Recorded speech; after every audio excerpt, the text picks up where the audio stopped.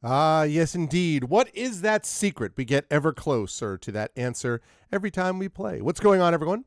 Welcome, Avernauts. Welcome to June 9th, Tuesday, June 9th, 12:24 p.m. in the year of our Lord, etc., etc. I hope everyone is doing well, and I hope everyone is looking forward to today's session, day 9 of Dragonbane, the Secret of the Dragon Emperor, an episode we are calling Creeping Fort Malice. Very excited to play this with all of you and to be back in the saddle with this awesome game. Before we go any further, a couple of quick reminders about ways to support the channel. If you have not done so already, please make sure to follow the channel. Please make sure to check out our YouTube at !ArvTube, and please consider subscribing to me over there. It's free for you to do that, but it really helps us out.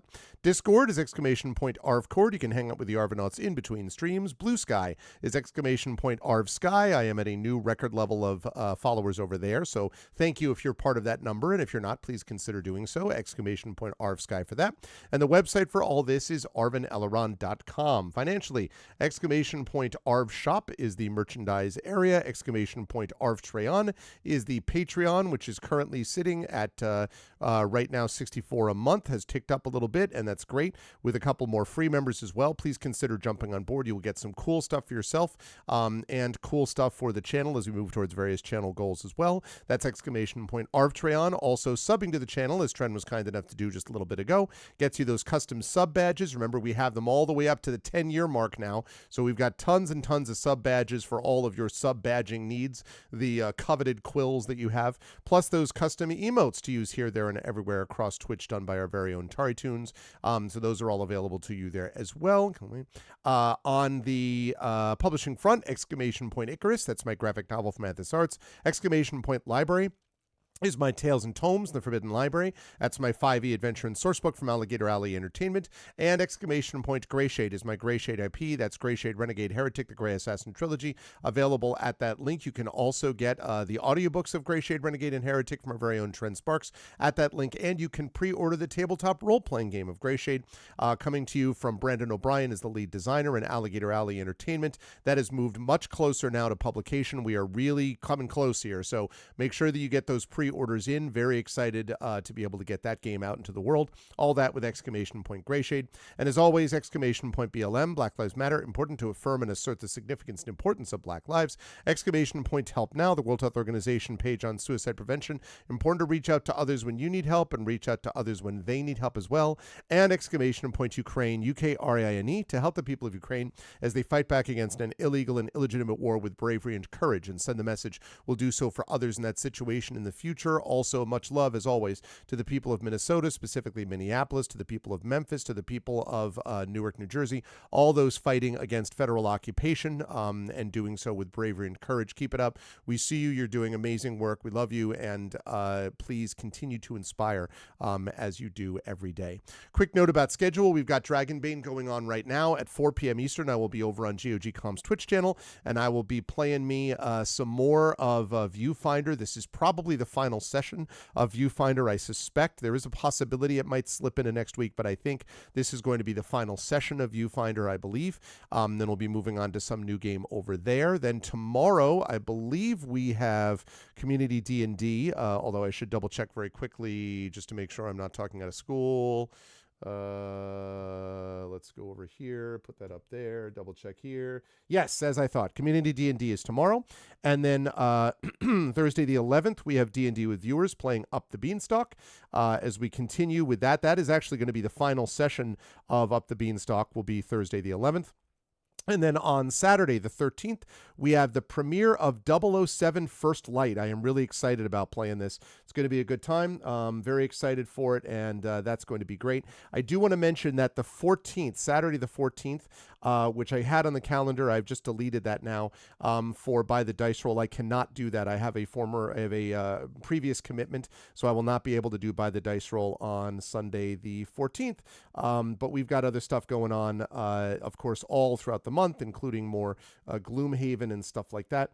So yeah, I am looking forward to all of that. And the other thing I want to note too is that I have to make one adjustment to my calendar about Eastshade, because I was planning on doing that next, but change stream title and then also change calendar, because I can't play Eastshade over on GOG because they don't have it on GOG. For some reason, I have this weird mental block where I keep thinking that Eastshade must be on GOG.com, and it is not on GOG.com. It is only on Steam, so I can't do that. So I'm going to be changing that over the next couple of weeks. We will see. And then 3 weeks from now, actually 2 weeks from this Thursday, now that I think of it, or 2 weeks from tomorrow, we are going to be flying out to San Francisco. And on Saturday the 27th, Roleplay by the Bay, which is a tabletop event. Zach and I are going to be announcing the further details about that in the next couple of days. So you should mark your calendars. We are going to try to live stream it if we can. But regardless of whether we live stream it or not, it is going to be live and in person at the San Francisco Public Library. So if you are in that area, please make sure that you mark your calendars to check it out because it's going to be a good time. And yes, absolutely, I will do that, Triffid, for sure.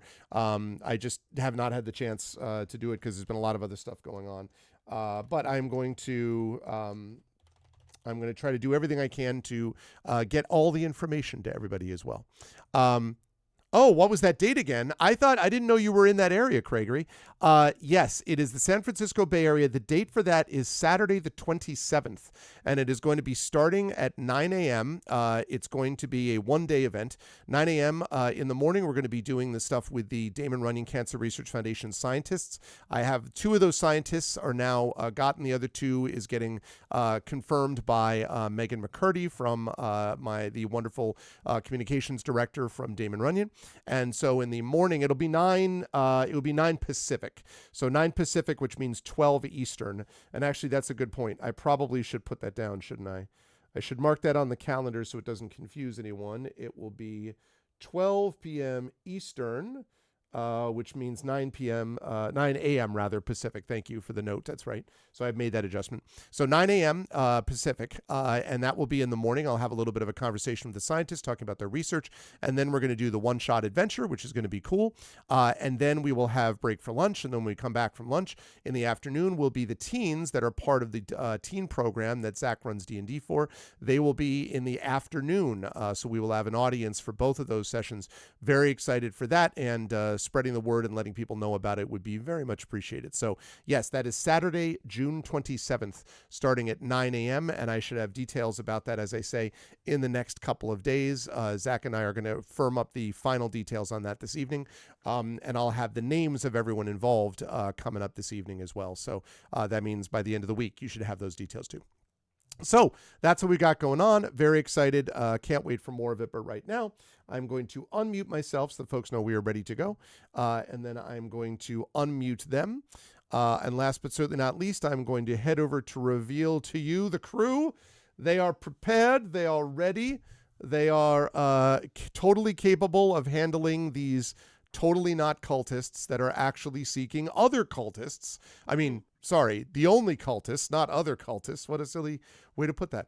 I only mentioned this, by the way, because as I was doing my prep for today and listening back, multiple times this group was like, so these guys are cultists too, right? So I was like, I'm just the messenger, okay?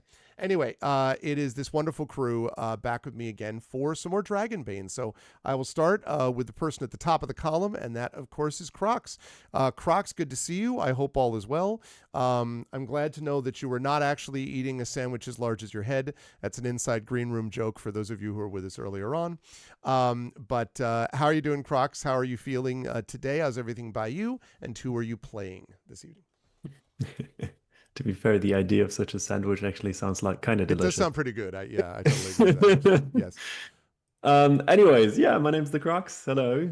I have returned for another session of Dragonbane. I am going to be playing as Toriel today, our resident elf that may or may not have some tendencies to solve problems with clubs, but that's a problem for another day, perhaps. We'll find out, right? Or a day for another problem. Yeah, right. So yeah, I'm very much looking forward to that. Yeah, on my end, I think things are well. I've just been basically boiled alive yesterday because temperature and summer, it's wonderful. Oh yeah. And yeah, I'm glad today is cloudy and rainy. It's very much Appreciate it. My fun fact for all of you now, it's good to see you, Crocs. Thank you for being here. My fun fact for all of you today is, for those of you who missed this story, so in the UK, there's a reference here I'll make in just a second, but in the UK, they have, as you know, UK famously drizzly, tends to be, but there have been, because of climate change, a lot more heavier rains as of late and weather changes that have led to a lot of flooding, including in the tube, into like underground subway stations and stuff like that. And so I just read a story about this. The thing that has solved the problem in this one tube station, I think in East London, and they're now rolling it out to the rest of the country and possibly will start rolling it out to the rest of Europe, is they introduced a beaver family. I'm not joking, Norwegian beavers that literally within 2 months dammed up the flood, solved the problem. Like, I'm talking like no machines could do it. They could not get, these beavers were like, we got this. And like literally dammed up the flood, and they do not have a problem with flooding in that particular station anymore because of the reintroduction of the Norwegian beaver.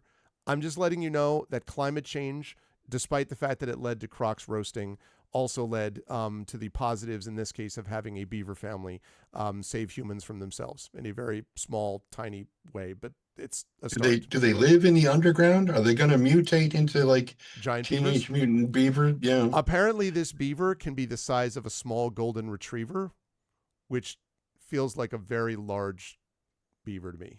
Maybe I'm misunderstanding, but that's what they said. So maybe they've already started to mutate, is what I'm saying. But anyway, hurrah for beavers.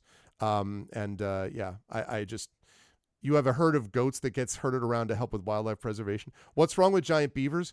I mean, there's nothing wrong with them, but like if they get giant enough and it's Jurassic beaver, then that's a whole other, that's a whole other thing. Anyway, I also mentioned it because this crew happens to be mostly filled with animals, except of course for Toriel. So just pointing it out. Animals are good things.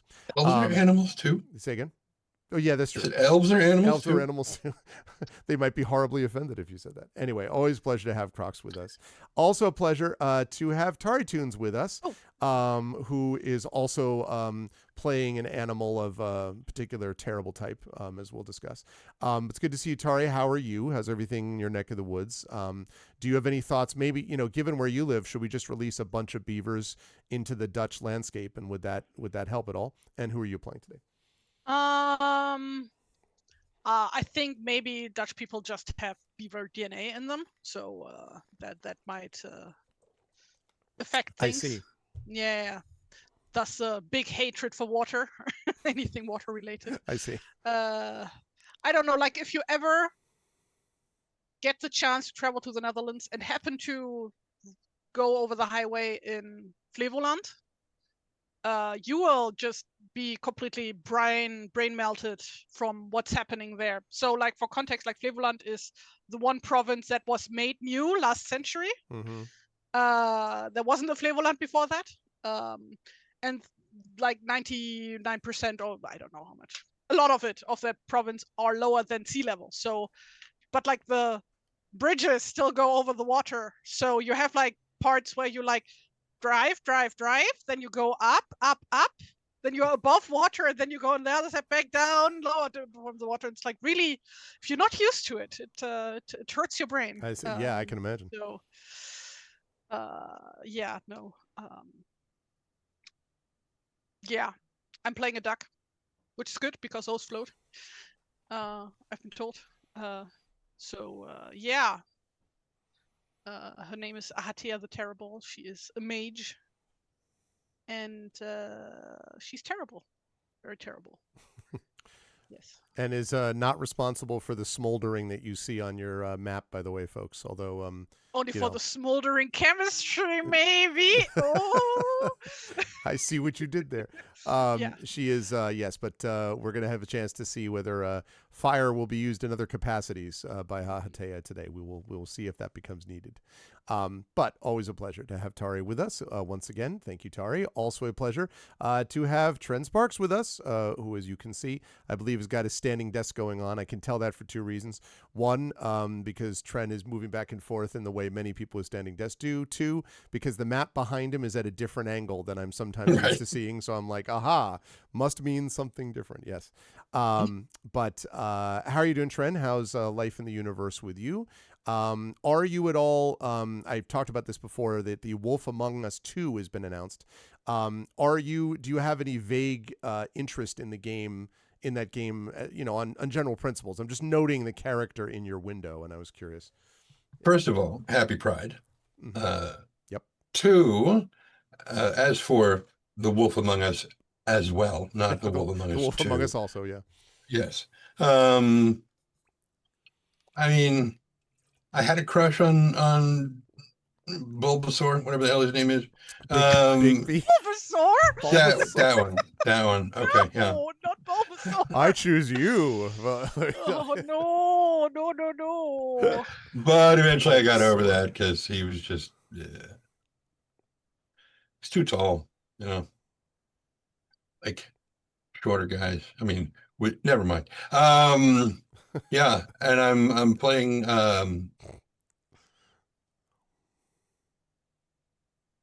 Chuff. What is it with me and not being able to remember my character's name? I was going to say, this guy's pretty different than your other... It's not like I play 2 wolves in 2 campaigns that we currently, Yeah, so Chuff, and he is a hunter, wolfkin guy.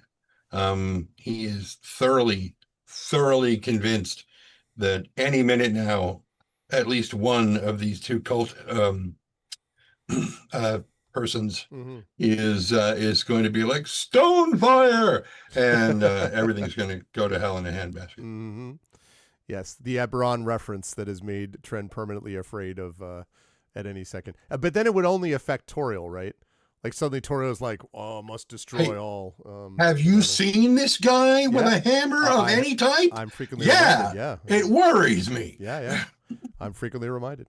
Always a pleasure to have Trent with us. Thank you, Trent. And last but certainly not least, always a pleasure to have Undeveloped Bruce with us as well. Yes, Bruce, I'm afraid, have a corresponding frog story to fit the Bruce to fit the. Why would you need a frog story or a duck story? I don't have a duck story. Although I don't have any either of those things. But I will just assume that frogs and ducks are awesome equally, regardless of that. How are you? How's everything going on in your neck of the woods? And who are you playing today? Yeah, everything's going well here. I should probably share that I am on call at work, so if an alarm goes off, I will have to have my laptop open and, do cool software development stuff, hacky, whatever. It won't happen though. But now that I've said that, it will. Gosh darn it. And today I am playing Frogor, who, as you might have guessed from the discussion just now, he was assigned frog at birth, but he knows that he is a mallard, and it's not his fault that he was AFAB. So again, happy Pride Month. And I would also like to note that despite the fact that it is Pride Month, I do have a note in my notes for next session to no homo hug Chuff's leg. Specifically no homo. So I'm very sorry to the gays. Oh, well, that's fine though, right? Because neither of you are human, ergo no homo. Huh? Oh yeah, there's no Homo sapien. That's in fact, what it meant. That was very humanist of you, actually, and completely mangling that word. I'm so sorry, everyone. It is no homos on this party. I love that we get that after 2 happy Pride months too. That's great. Really well done, everyone. But it is very good to see all of these lovely folks here. I'm glad we're back to what happened. What I do? What did we do? Not you. Yeah. Tari, did you mention the comic? Oh right. Yeah.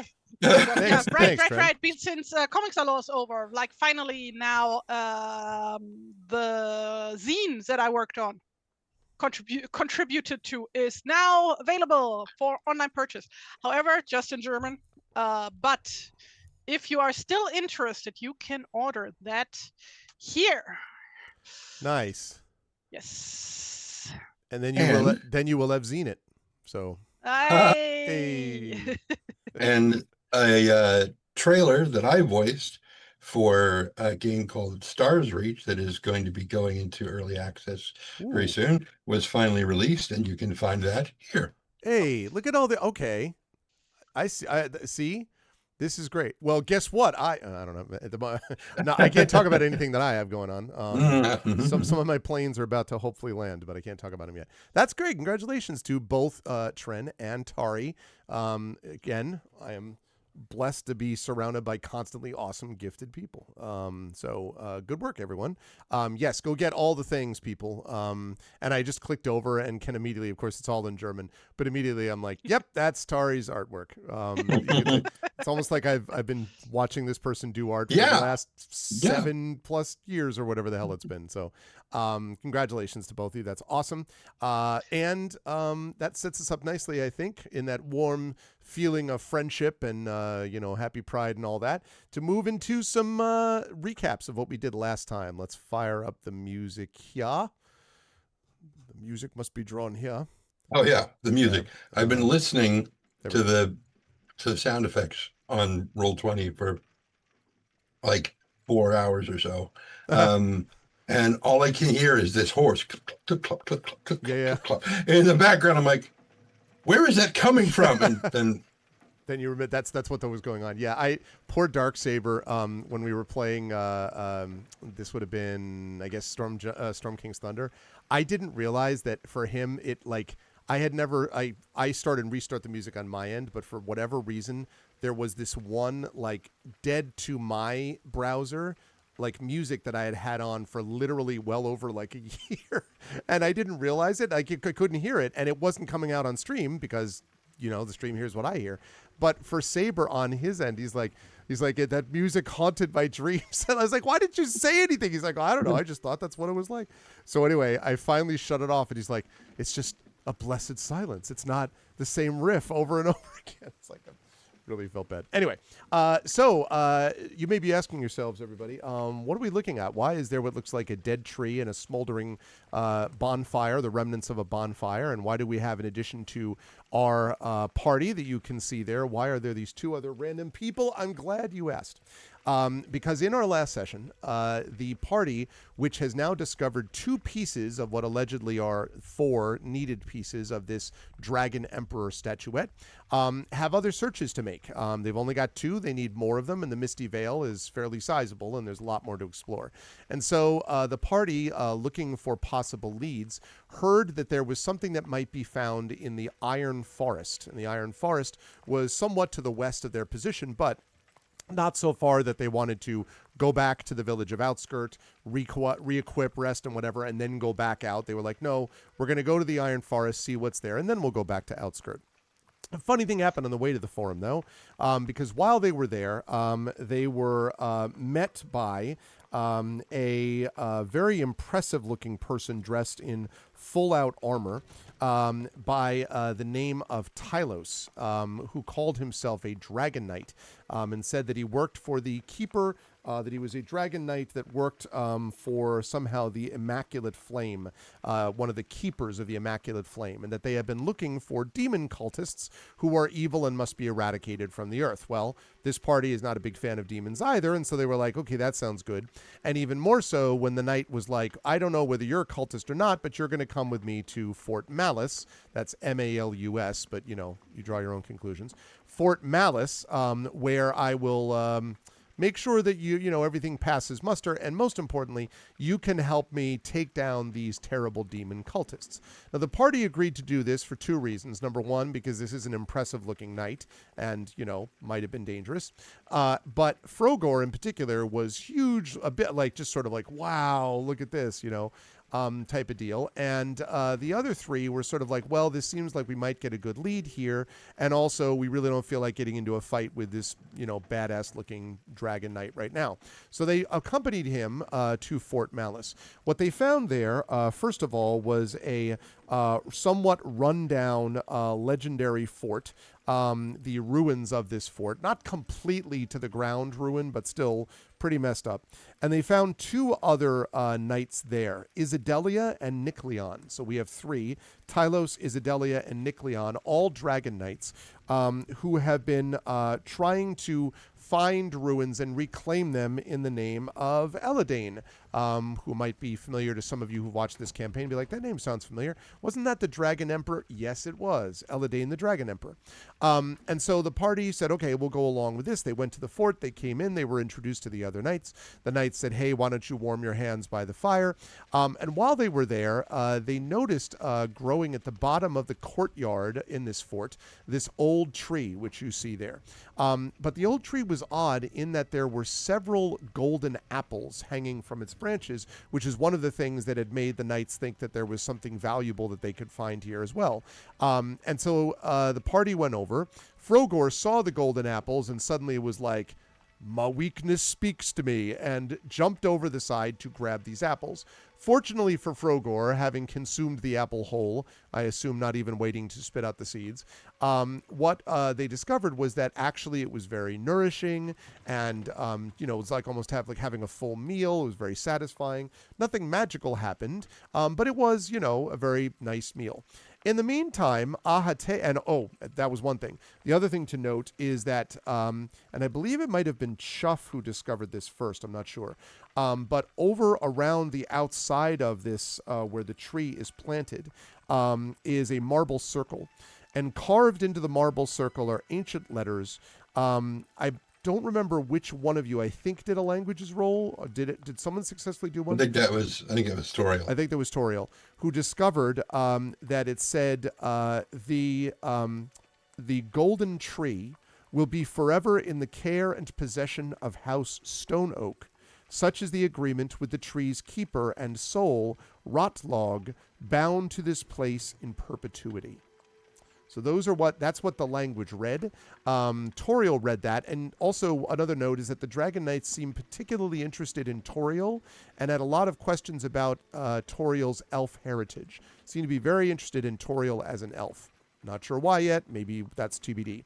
Finally, Ahatea, warming her feathers, webbed feet by the fire, found that this smoldering large bonfire had several secrets to it.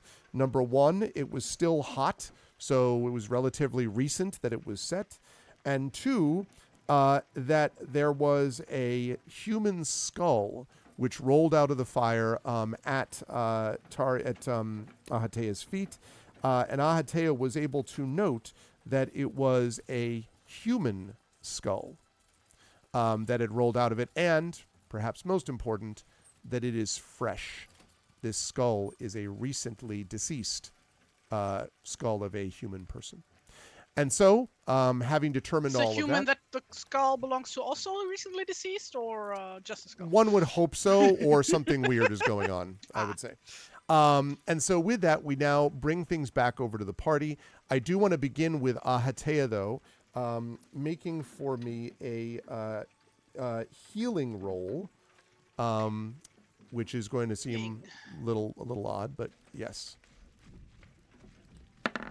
Yes, that's a pass. This essentially this is a medicine check. Oh, wait a second. Make sure I get that. There we go. Want to make sure I had that up there. Okay, great. I'm going to have to readjust my dice roller for Dragonbane. Okay, so that's a pass. What you note, Ahatea, as you look down at it, is that this skull is not pristine.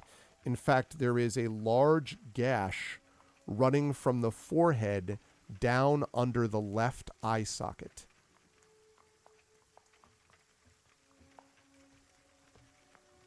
Gash as in like a blade went in there. Yes. And cracked it open. Okay. If you were doing some DSI, some duck scene investigation, you're pretty confident that this was the proximate cause of the unfortunate person's death.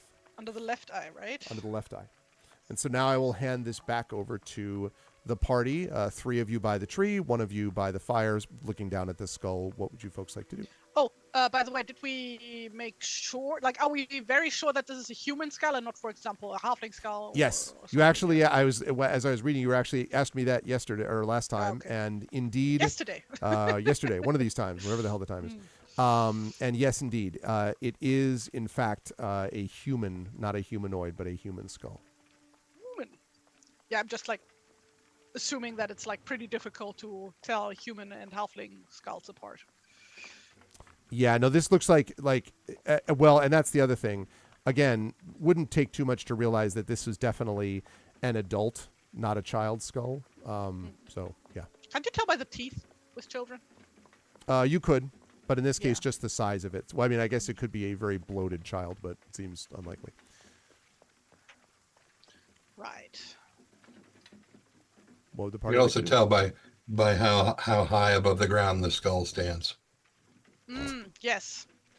Hence why I asked, since it's on the ground. So it looked like a halfling to me. Right. Yep. It's sitting on the ground, really like a gnome skull. Then wouldn't it be like like a Ooh. pixie skull? You know, Oh, I thought you meant gnome skull, like numbskull with the. Yeah, Numbskull. okay, never mind. Yeah. my stream category has none. What? All right, I'll check it. I thought I did that. Anyway, go on. While you're doing that, Yes. Chuff is going to continue doing what he was doing, which is sniffing around the bottom of a tree, because some instincts are very difficult to get over. Mm-hmm. Mhm. Are you looking for anything in particular other than just? A place to pee? Yeah. No, not really. Okay. All right. You are. If he happens to see something, fine, but he's not actively searching. Right. You are getting looked at. Oh yeah, you're right. You are quite right. Thank you, Echo. I don't know what You're welcome. Oh, but that was going on there. Getting looked at for what? I have fixed that. There we go. Now fixed. Thank you. So as you're looking at, as you're looking around, you notice that this, which I believe is, I believe that one was Nikleon who came over and was talking to you, not Tylos, but let me confirm. No, that is Tylos. I take that back. Tylos comes down and is had spoken to you before, and it's something to the effect of like, be careful. And was speaking to Frogor, I think. Make sure there are no ill effects from your having consumed this thing. But sort of sees you sniffing around and says, well, what exactly, Chuff, are you attempting to do over there? Be careful. That is, of course, a very important tree. That's why I'm sniffing it. Are you seeking But then- something? In some ways, every tree is special. Each have their little characteristics of nuance. And it's just He nods, just looking at you impassively. so. In the process of his sniffing around, he's also kind of. Well, he's not. What I was saying earlier is he's not actively searching for anything, but if there are scents that are significant to him, things that seem like they shouldn't be here, like the scent of something else other than just an apple tree or something, then he would pick that up pretty quick in the course of trying to figure out whether this is something that needs, to be marked. I would like a bushcraft roll, please, from you. Okay. Bushcraft. Bushcraft. Hell no. No freaking idea. Okay. Yeah, just that the tree does look, I mean, as is probably evident from this picture even on the screen, looks pretty withered, but there's something strange about the withering, for want of a better term. Like you can't put your finger on it, but there's something odd about it. It's not just, oh, this tree's completely dead. And of course it would seem odd anyway, since there was an apple hanging from it, but there's something weird about the way the tree is situated. But it's hard to say, this is the real issue, but something is definitely, it's an unusual tree for sure. Is it a pear tree, but instead growing apples? Yeah, that's right. It's the first ever banana tree in a climate like this. It's completely. If there's Also growing apples. anything I know from Reddit, it's probably that there's not enough oxygen getting to the roots because it's built, they've concreted it in, they've probably mulch mountained it, not realizing that mulch mountains are actually really bad for the tree and you need to pull it away from the trunk. There's going to be all sorts of things, but Frogor doesn't know any of that, so Frogor would like to pick a second fruit and then jump down to go and give it to Ahatea, please. Okay. So does that, and heads over in a very duck-like way over to Ahatea. Ahatea, are you, having looked at this skull, are you like taking it and going, aha, and like throwing it at one of the knights in horror, or going, yes, a new skull for my staff? Or like, what is Ahatea's reaction to the skull? Were you guys having a barbecue here, or what is this about? And she looks at you, Isadelia, and she says, no, not a barbecue. Simply a, well, it was a necessary circumstance. Some things had to be purged. Purged? Oh, I guess the rest of this person's skeleton, huh? Considering there's just the skull is left. She nods very slowly and seriously at you. You all seen the movie Manos Hands of Fate? It just you know. Oh God, we were just talking about it yesterday. The master says, no, not quite like that, No, but does. Remember, he's a satyr, so you had to the master. The master. That's right. That's right. I forgot about that. So, But no, does not quite that creepy, but does sort of like very seriously, like, as you say, oh, elsewhere. Yeah. So is this some kind of human ritual, or why are you barbecuing other humans? I would not define it as barbecuing, and it was not a human. It was, and she draws closer, a demon. A demon? She picks up the skull, looks it over. No, I'm pretty sure this is a human skull. That is only its human form. Internally, it was all demon. Does Artea know anything about demons that look like humans?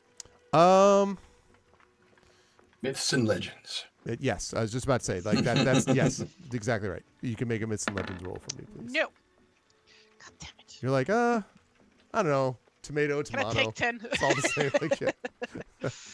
I mean, I will say you will know that demons do not all come in one shape and size, and certainly it's possible that, you know, there are illusions and things, but you don't know the details of it. So Sorry. you are saying this is a demon skull? Maybe I can use this. Yeah, you don't need this anymore, right? And she like already put it away into one of her many pockets. She looks a little uncomfortable. She says, "Well, of course you may take it with you, but I would encourage you, these rituals." Then she kind of gets a like sort of suspicious look, and she says, "Why would you need a demon skull for a ritual?" I did not say anything about rituals. She was talking about rituals. But why would you need a demon skull? Studying? To do what? Study demons? Why would you study demons? And to know things about them? And she like looks at the other guys. Is this like she's not saying it, but like her expression says very much. Is this guy stupid? Right. By this point, I imagine Frogor has arrived on the scene, and like so you can Yeah. see like this series of questions, which is basically asking the same thing with the same response. But why would you want to study them? She says. As Frogor Yeah, comes and up. at this point, Frogor rocks up with his jar of teeth. Just in case any of you forgot. Are we all cultists No, now that I think of no. it? Like, just we're all cultists, holding really. a jar of teeth that every time that he mallardly hops, it rattles about. And says, Mistress, I have brought you an apple from that tree. I had one myself. It tastes lovely. I might have had a nibble out of this one too, but I had to test it for poisons. Well, rather you than the rats, I suppose. Thank you very much, Frogor. And she like rubs it on her robe and like eats it in the most movie douchebag villain way that they always eat apples, right? Answering questions with a mouthful of apple. I don't know. Right. Yeah, and she like then turns back to the knight. And is like, well, you see, I am of the scholarly persuasion. Crunch, crunch, crunch. I study things. Anthropology and demonology and frogology and elfology, and she rattles down more ologies. You know, knowledge is more knowledge is always more better. And she says, knowledge to destroy the evil, Yes? To purge it? To burn it with cleansing fire? I'm not sure I can do cleansing fire. I'd rather not run into a living one, to be honest.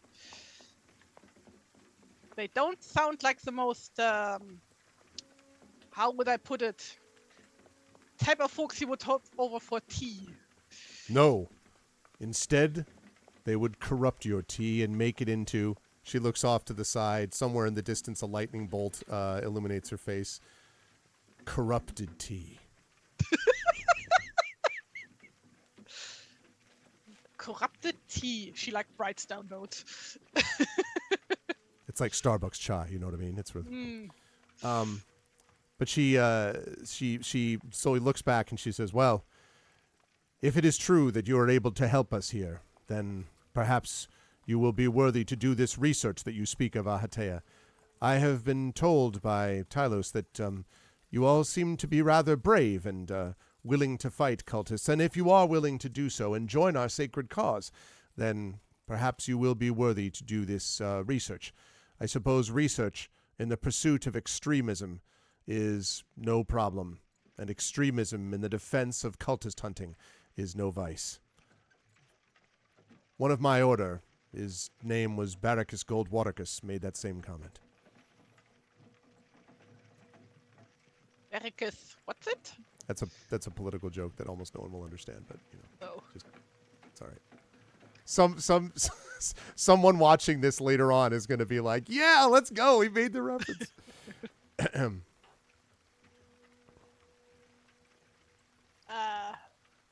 Right. Out of character, why were we here again? Like, we've ran into We this followed one this night guy. and he was like, we need to get like checked or whatever, right?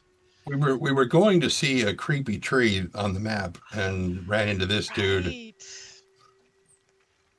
And he insisted on checking if we're the evil kind of cultists.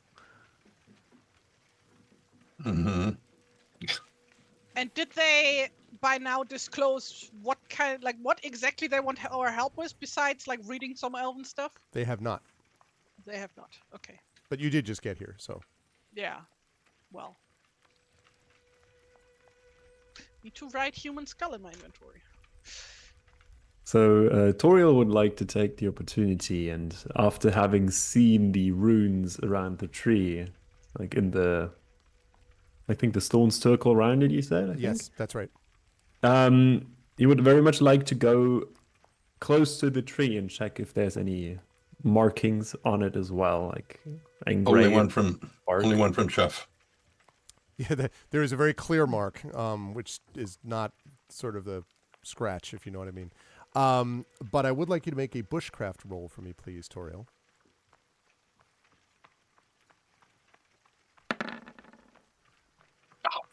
Nope. It was there for a minute. For a minute, it was like, oh, just on the edge. Yeah, no, other than to say that the tree definitely, as I mentioned with Chuff, there's something odd about it. It is withered, but there's something strange about the sort of, just the way that the tree appears, that it should look more one way or another, dead or alive, and it looks kind of like neither, and you don't understand that, but can't put your finger on why.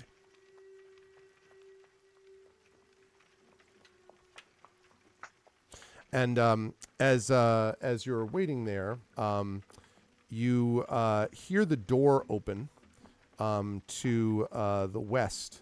And coming out of here, you see a knight emerge. Now, and you can tell he's a knight because he's dressed that way, but he is not Tylos. I don't think you met this one before, but if you did, then you're going to meet him again. But I don't think you met him before. As he comes out, and he is sort of brushing off some dirt or something from his body, from his gleaming armor. And as he walks out towards you, he sort of stops short when he sees all of you. And Isidelia says, Nikleon, please. And so Nikleon comes over to the fire. Very impressive looking fellow, a little bit like Tylos. Neither one of these look to be... Tylos looks a little bit older than either of these, but they all are dressed in the same kind of armor. And Isidelia says, Tylos has brought us some new allies in the battle against the demons. Let me introduce you to Ahatea, the terrible, and she kind of sort of pauses on the word. Frogor, and indicates Frogor. And then over by the tree, that wolfkin you see there, his name is, I think he pronounced it, and Nikleon says, was that, and she's like, no, and it sounds, Chuff, like they're saying like chaff, chai, chof, Chofi, Deepak Chopra, something. It's like Chiwetel Ejiofor. He just used to people mispronouncing his name. He's just like, I just get it. And then last, Toriel, and she says, and Toriel, and then she turns to Nikleon and she says, Toriel is an elf. And Nikleon was kind of looking at all of you, and then, an elf, you say? Really? And she says, yes. And they kind of nod at each other meaningfully. And Nikleon sort of, spends another second looking after Toriel and then says, in any case, it is our honor to welcome you to Fort Malice, a place that we are attempting to purge of its evil. If Tylos brought you, then presumably it's because you may have some worth, assuming none of you are engaging in acts of evil. Are you? It's just a necessary formality. Is there any evil going on here? And he looks around like he's just asked you, do you have anything to declare at like customs or something? Like, any of you have any evil that you've been doing lately? Any of you? Oh, duty free. Frogor's just like rocking back and forth, shaking his jar of human teeth. Are those teeth? Yes, I found them. Well, I pulled them out of some. Well, you see, there was underground, and then it was a whole thing. Curse, you know how it is. You've been cursed and came from underground with a bunch of teeth? No, we've I not don't been know. cursed. The curse wasn't real. Someone thought there was going to be a curse, but there's never a curse. Curses aren't real, and my teeth prove it. And Nikleon says, this time turning, so remember, Estelia looked off to the right. Skelia looked to the right. He looks to the left this time, and he's like, oh, curses are quite real. Lightning illuminates his face. And There's a lot around here. He turns back to you, and he says, but those teeth, you took them from the undeserving and the unworthy, I hope. They were certainly less worthy than Ahatea, my mistress, who's far more worthy of many teeth. But she's allowing me to keep these ones, aren't you, mistress? Yes, I have no need for teeth. You see, I have a beak. A bill. A bill, right? It's a bill. I too have a bill. He sort of tilts so you can see the bill on his hat. But I still require teeth. Nikleon sort of nods several times as if not sure what's going on here, and then says, I wonder if you might bring the other two, I think you called him Chowder, over there, and also to the elf. If both of those could come here, I would like to introduce myself to them. I could walk there, but perhaps it's best that all of us gather together around this fire of righteousness. Yes, I think it would be nice if they came over here, wouldn't it? Would you mind calling them, please? Frogor looks to Ahatea the Terrible, his mistress. He's just trying to get you to pronounce Chuff's name so you can get a sense of how it's supposed to be said. You guys, come over here.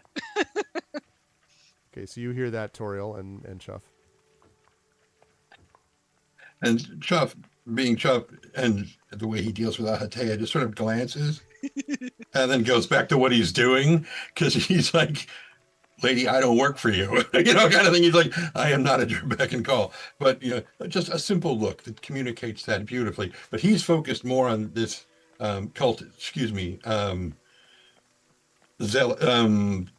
person closest to them over here. Tylos, yes. Thank you. Yes, Tallow. If Chuff's ignoring Ahatea, then Frogor's definitely gonna jump over there and try to convince them to come over. Okay. There's a new knight by the fire. His name's Nicky, and he said something. I've forgotten what it was, but it sounded important. If you're interested, which is why the mistress was calling you over, but then you must not have heard her. Oh, I heard her. How strange. Frogor would like to no homo hug Chuff's leg. Oh, there it is. We were waiting for that. No homo slowly start pulling him towards the fire while talking about how important this new... Also sounds like no resisto is what that sounds like to me. If you've ever been, in a crowded restaurant during a massive birthday party for a child, and there's lots and lots of kids around, to the point that they kind of get confused as to who's with their party and who's not, and some strange child comes over and hugs your leg, and you're like, what the hell whose is this? Kind of thing. I mean, Chuff knows whose this is, but he's just like, and so he kind of goes with it in the hopes of kind of looking at all the other adults, not these three people, but the other two in his party, and be like, is this yours? You want to take this with you, please? And Tylos just impassively here is just kind of like looking down, looking back up at you, looking down. It's another knight. There's two knights, and then there's this other one.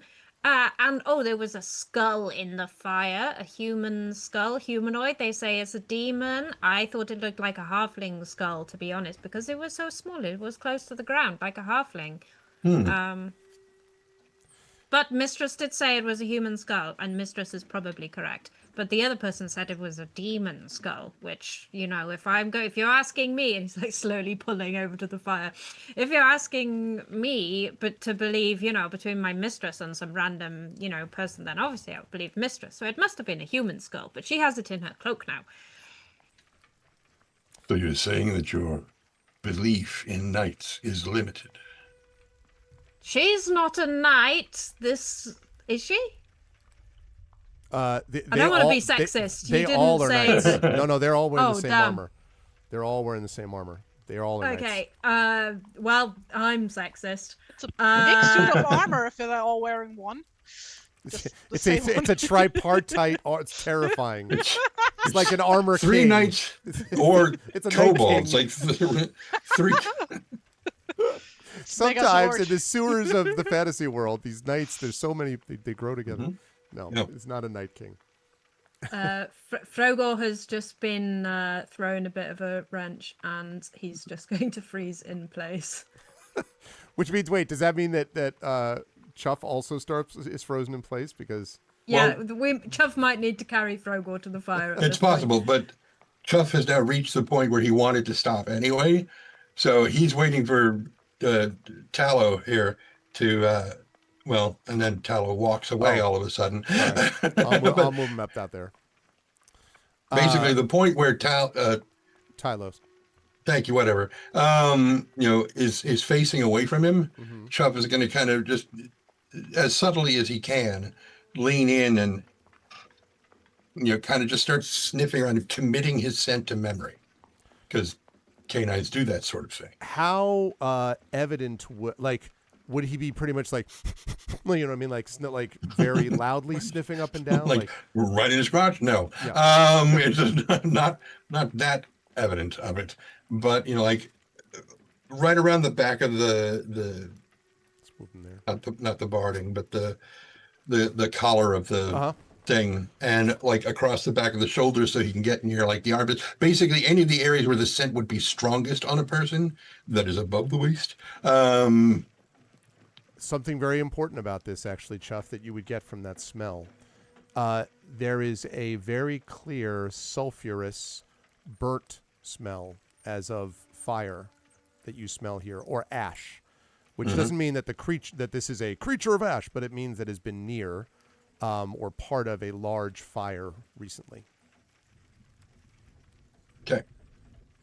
And and Tylo sort of like looks down and says, "Is there a problem, friend Chuff?" See, you did say it right. Well, and he sort of glances and he says, "I did believe that I had heard the name properly, but I wasn't entirely sure. It is very important for us to get our names right. Sometimes people refer. Now I am Tylos, and I've heard people refer to us as Tylenol and Taloscent, and I just so." And he just nods very seriously. And to answer your question, whereas most other humanoids tend to remember people by name, we wolfkin tend to remember scents more strongly. I see. Would you be able to determine, for example, the scent of a demon? It's possible. I'd have to know what one smells like first. Oh, and do they all smell the same? And he say again. And you, they what? And do they all smell the same? They do not, except for the scent. This time he looks up, of evil. Lightning seems. And to we land both have to dodge to get out of the way of the lightning yeah, bolt. lightning bolt. No, just nearby enough to illuminate him. He looks back down and he says, "Why exactly, Frogor, are you wrapped around the leg of Chuff?" I was bringing him over to the fire to talk with your other friends who are both knights and whose names I remember correctly. And then I had a thought, and so I stopped. I see. Well, yes, we should meet then around the fire. I will. It's not uncommon, you see, for someone to be mid-sentence and then stare off into the distance when they make the end of a sentence and they seem to be lost in thought while lightning strikes off in that. And Tylos looks at you and says, "I don't know what you mean." Mm-hmm. Completely deadpan. And then walks off to the fire to join his two companions here, the other knights. If you all then sort of make your way Chuff over- kind of reaches down and pats Frogor reassuringly, like, "I got you. Don't worry about it. Fuck these guys." But he just kind of pats him on the shoulder and, "All right, let's go." Success. Toriel, are you heading over from the tree? Yes, I will join the two. Basically, passing Chuff, and on the way, basically just patting him, or giving him a shoulder pat, be like, I sort of understand what you're going through right now. I see. So, so when you arrive at the bonfire, the smoldering, what's left of the bonfire, the three Wiki bonfire. Anyway, sorry. the three knights look at you, look at each other, and then look at you, and they say, Tylo says, "So, as you have now learned, these are my companions, Isidelia and Nikleon. We are keepers of the Immaculate Flame, and it is our job, as we have told you, as I told you previously, to defeat the evil cultists in this land. We believed that we had a lead here, but when we came to this place, we found, well, at least only this allegedly magical tree with these apples." And then he gestures over towards it, where there are, and then he sees that they're both gone, and he's like, where there were apples, has someone taken them? And he looks around, and then, "I remember that you ate one," he says to Frogor. "What happened to the second one?" Punch. And there's sort of a long, uncomfortable silence. And then he says, "Well, no matter. As you will have discovered for yourself, these apples are not magical. In fact, they are quite fatal to Mallard." No, he doesn't say that. He doesn't say that. He says, but they are quite, although nourishing, not magical. Yet there is something strange about the tree, and our information had to be accurate. We found it by being righteous in our purging of a creature of evil." And he nods, and the other two solemnly nod as well. And he says, "We went below the place of this keep, and we discovered in the cellar that there is a locked door with language that we cannot read, except that it is very clear the language, and then all three slowly turn in your direction, Toriel, is Elvish. And Nicleon says, Elvish. And Iskelia says, Elvish. And then all three, left, up, right, and then lightning in the distance. And then they turn back. And they So, go ahead, Toriel basically just answered the question back. What makes you so sure? That it's Elvish? Well, we have had some dealings with elves on occasion. We don't know for certain what the language is, but it certainly seemed similar to Elvish. We also had been told by one that we asked to translate it that this was almost certainly an Elvish dialect. And so, Tylo says, I went forth to find someone who could help us to defeat the cultists of this land, but also to find a translator. And here we find, and they all smile widely, a translator. And Niclea says, to help us in our battle against evil. And Nicleon says, evil. And they all nod at you. Have you ever considered just getting a dictionary or something? Sadly, none exists of this language. It is of an ancient dialect. Only the elves have the memory for this. And the elves, of course, know for much and many years, since they are essentially immortal.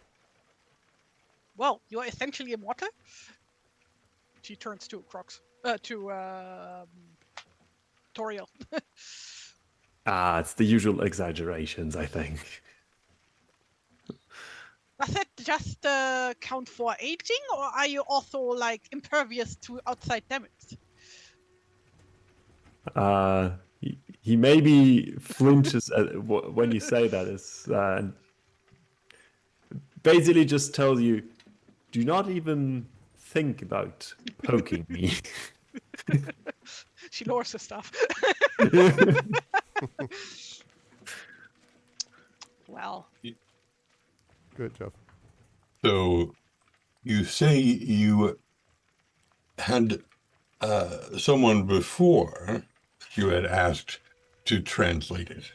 Yes, they were unfortunately incapable of doing so. Where are they? And there's sort of an uncomfortable pause, and then their vision slowly drifts down to the skull that is at the feet. Or, well, I guess it's now to the pocket of the cloak, yeah. So it drifts over to Ahatea. And then Ahatea reaches in her cloak. Oh, this guy! Tylo says, yes. He was not capable of translating it, and we should have expected nothing less from a servant of evil like this demon. Oh, I see.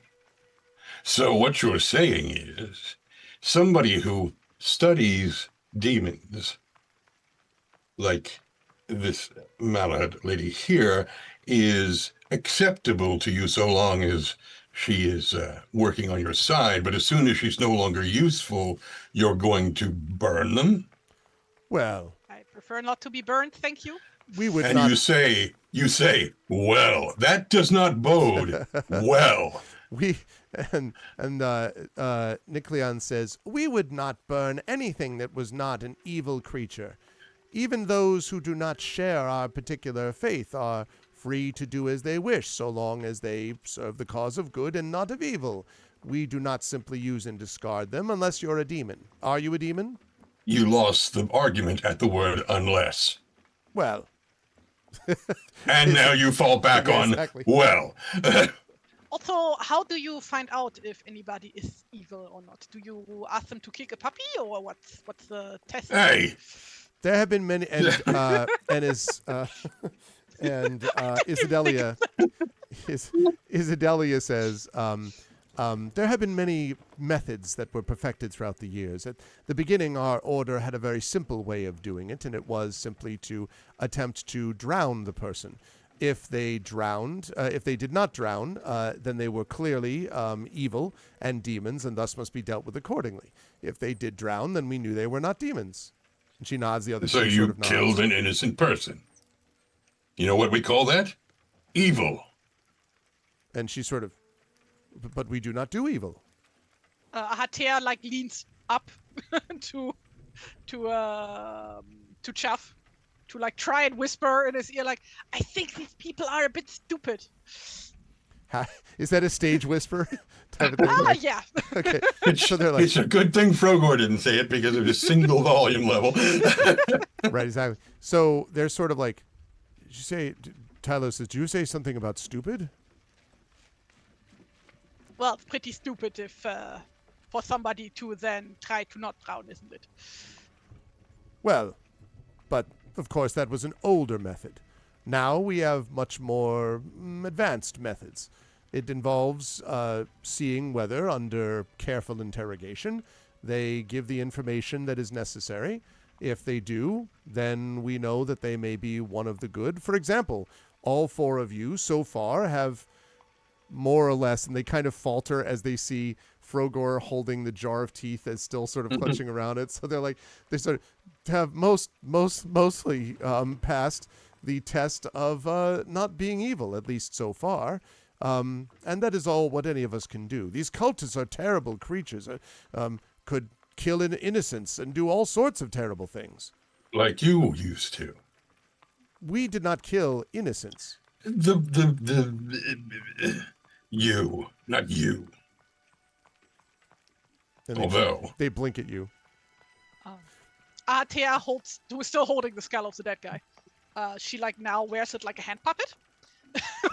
oh no. Okay. And goes like this. So, and how did you test me exactly?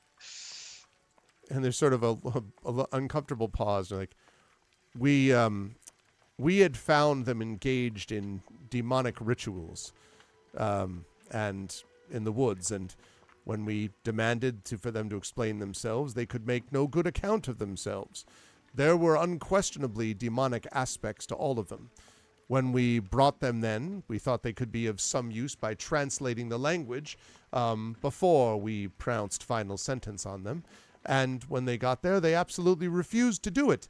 They said they would absolutely not reveal this language that had great value, they said, to their cause. They even called it a cause. Can you imagine calling something a cause? And they also like, cause. I can't. A cause. The only true cause is the defeat of the evil cultists.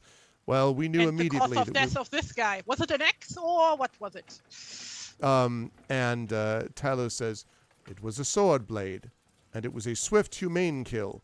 Certainly not what they would have given us if the situation had been reversed. To the face? Wouldn't it have been much more humane to strike them at the neck or something? Not these creatures. They must be killed through the head. If you simply attack their body, their heads can detach on their own, regrow new demonic bodies. It is a terrible process. I have seen it happen several times. It is not something I would wish upon my worst enemy, except possibly demons, lightning. Has Ahatea ever heard something like that, of like demon heads regrowing bodies? Let's get a Myths and Legends roll from Ahatea and see if you have. It's gonna be like nope. It's gonna be like John Carpenter's The Thing, or the head grows all the legs and goes skittering on. Yeah, exactly. Or the skull starts floating and suddenly you make an awesome computer game out of it and you call them Mort. You have not.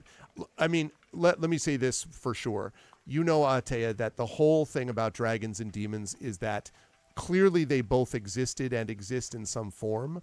Also, clearly, the rumors are rampant about what they look like and why. If you have a problem with someone, you're like, that guy's a demon over there. You know what I mean? Like, it's this standard witchcraft shit. It's like a bunch of like, crystal healing in a dream. Like it's a bunch of nonsense, honestly. And like, so when you hear them talking about it, is it possible that the way to kill them is to get? Maybe, but the actual finding of a real demon and not, that guy's a demon because I don't like him because he said something mean to my kid on the playground last week. That's the part that's hard to deal with. So you're not playgrounds sure. Playgrounds are just awful places. Filled with demons. There are definitely legends about the many ways that demons can survive attack. Whether getting your head cut off is one, you don't know.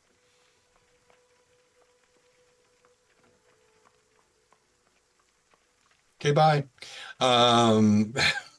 Oh, Ah, nice, yes. nice. Outstanding. Nice. Difficult What to do the time of puppeting. day is it? Sorry. I believe we said that it was early evening because I think it took that long to actually get to the fort. So early evening, there's rapidly darkening. Although of course there's light because of the fire and so on. They also have lanterns at their belts. So we might as well stay here overnight.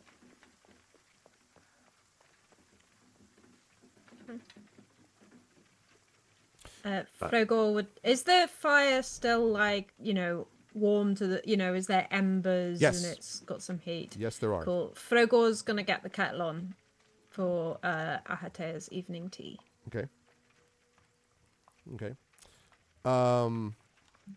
And Don't make it corrupted. corrupted tea. That's right. Turn it into something terrible, like peach pomegranate or something. That's when you put in Oh. coffee creamer instead of actual milk. Oh, yeah, the Then worst. it's corrupted. The worst. Yeah.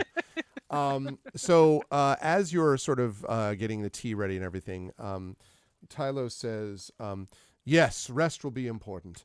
In the morning, we will bring you to this door which cannot be read, and then, Toriel," and he sort of bows respectfully to you, "hopefully the language of your people will be made clear.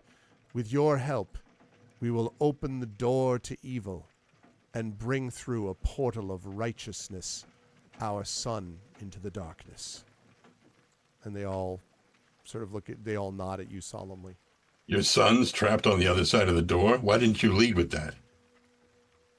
They blink at you, and one of them points feebly up at the sun. Oh, son, not son. Okay. And so So you're the mother? having Tylos continues to. They're a mixture of. I like to think that Chuff has spent much of this campaign in a permanently bemused state, right? Not totally know what's going on with these people. There's sort of a combination of bemusement and also like full out dedication to the cause, at least from what you can tell. Although you haven't had a chance to speak to them for that long individually, but these people seem very committed to their belief structure. And so as you're sort of gathering the tea, Nick Leon heads off back to the room that he came from. Tylos says, "I shall return in the morning. Nothing will disturb you here. The keepers of the Immaculate Flame will stand watch, and you may be assured that nothing evil will touch you. In the morning, it will be your job to return the favor, and then our responsibility to destroy evil wherever it lies." And he sort of nods at you and says, "Do you require bedrolls? We have several of those, or perhaps pallets of straw. Do you require a and he looks uncomfortably at you, Chuff, a place to curl up." He sort of falters. So you're leaving. "Only to do the patrol outside the wall." So that's a yes. I suppose. Okay. And what's his name there just left? Nick Leon is attending to the inner keep. So that's a yes. Yes, but Isidelia will be with you here at the fire. But you said keepers, plural. Who else is there? Well, there are many of us, actually, but the only ones at the fort are the three of us. So the keepers Yes, who are going to be watching over us. are the three of us. But you two are leaving. But we are right Thus leaving outside them. well, no, Isidelia will watch you, and then we will be watching over you by guarding your presence, you see, by doing a patrol, making sure that nothing evil approaches. It is possible that if you have indeed come into contact with these cultists, that you have already attracted their attention. They may be hunting you even now. Every hawk, every stone could conceal an ant that serves the evil. They could be watching you. There could be a flea upon your skin. That flea could be a servant of the demons. A demon flea. Do not have fleas. The demons have strange ways. And I don't have fleas. Well, then your righteousness will protect you. Thank you. And You he, may go. He bows, and he turns and heads off to his patrol. Is like Ahatea like towards Chuff says then. So is he implying that having fleas is a sign of being a demon? I don't Demons know. generally have fleas, and she writes down more notes in her in her book. And what's her name is standing right there, right? Yes, in fact, has her sword out in the classic, hands on the. Tylos did this too. Hands on the pommel with the blade down into the ground type of thing. You know what I mean? That is not good for the blade. Don't do that. But it looks cool. Isidelia. Yeah, look. Isidelia says, "But you see, I appreciate you attempting to keep my sword protected. But you see, this sword has been blessed by the sun itself." And she brings forth her sword, and even though it is dusk, like very, getting dark, it does gleam just from the little bit of firelight, and you can see sort of like it looks completely pristine, both sides of the blade, Chuff. So is that your son who's stuck behind that door? She again points weakly up at that sun. And it is now evening, right? Yes. Okay, so the sun is not up there. What the hell are you pointing at? Well, there was a sun every day. There was? Yeah, and you guys used to kill innocents. And Isdelia's, we did not kill innocents. You just said, well, like hours ago, that you used to, drown people to determine whether they were innocent or not. Well, if they were innocent, then we wouldn't have bothered to try to drown them. So you drowned innocent people. She kind of looks. That's not the way logic works. Correct. That is what he's trying to explain to me. She looks completely like gobsmacked. She's like, what? They were demons. We accused them of demonhood, and it was proven that they were demons. They never said different. So if they drowned, they were not demons, correct? Correct. How many drowned? Well, records are sparse, but probably several hundred. So you killed several hundred innocent people. They could have proven themselves before we drowned them. And it wasn't us anyway, it was our ancestors. I would like to just say now, before any such tests, because oh no, I accidentally raised my hand and Oh no! What has this done to the windows?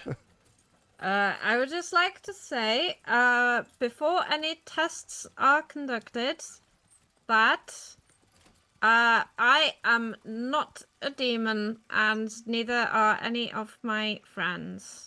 There we are. No need to drown any of us, because we are not demons.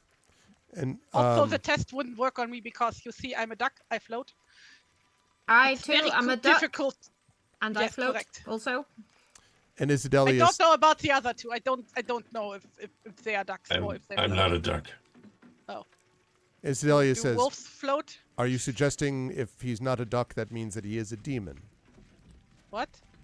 Are those the only two things that exist in your worldview? Of course not. There are also elves. There's also rabbits. This one who will be able to help us open the portal to the darkness that lies beyond. So we may where bring their light son is being held captive.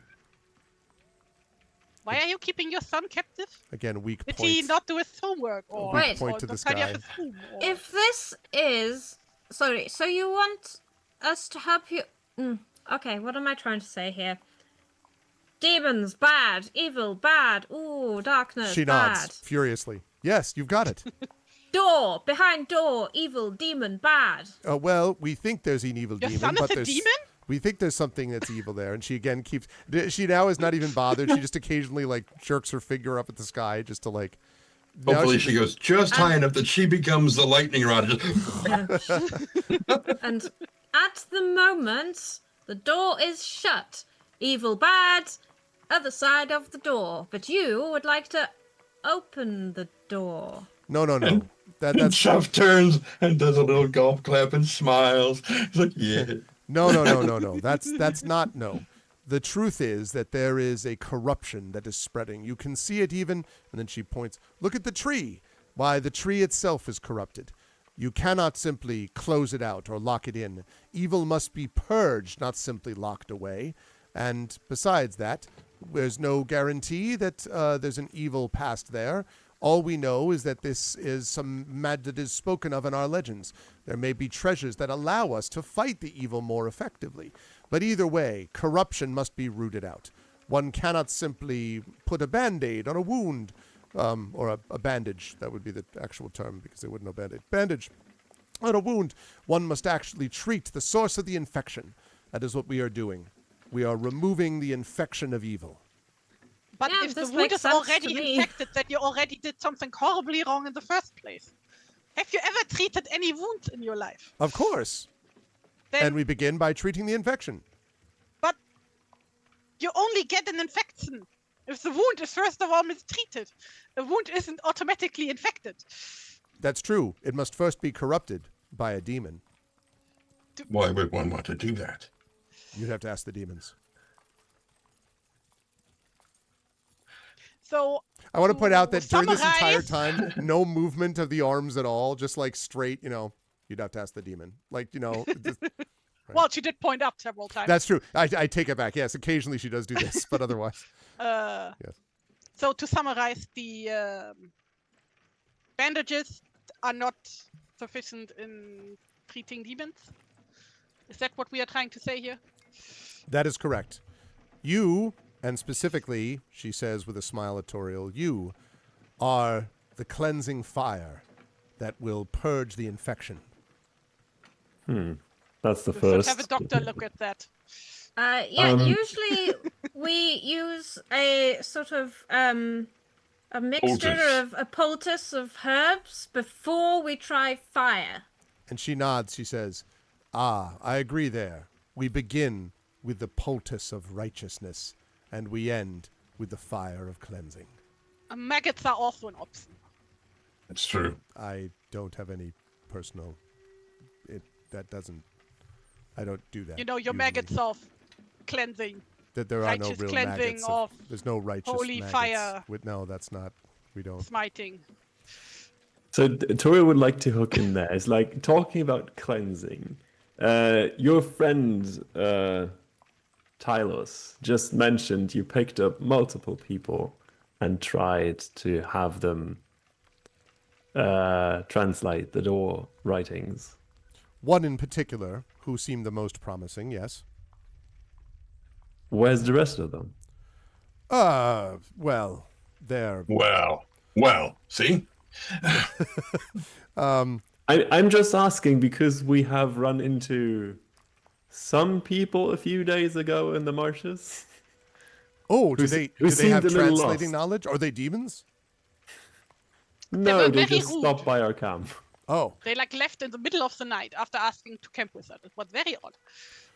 well, we have had one that was a demon and was dealt with accordingly. You see that there. But there was one other that we are still perhaps interrogating. In fact, someone that would be considered to be perhaps one of your, and again bows respectfully to you, Toriel, one of your people.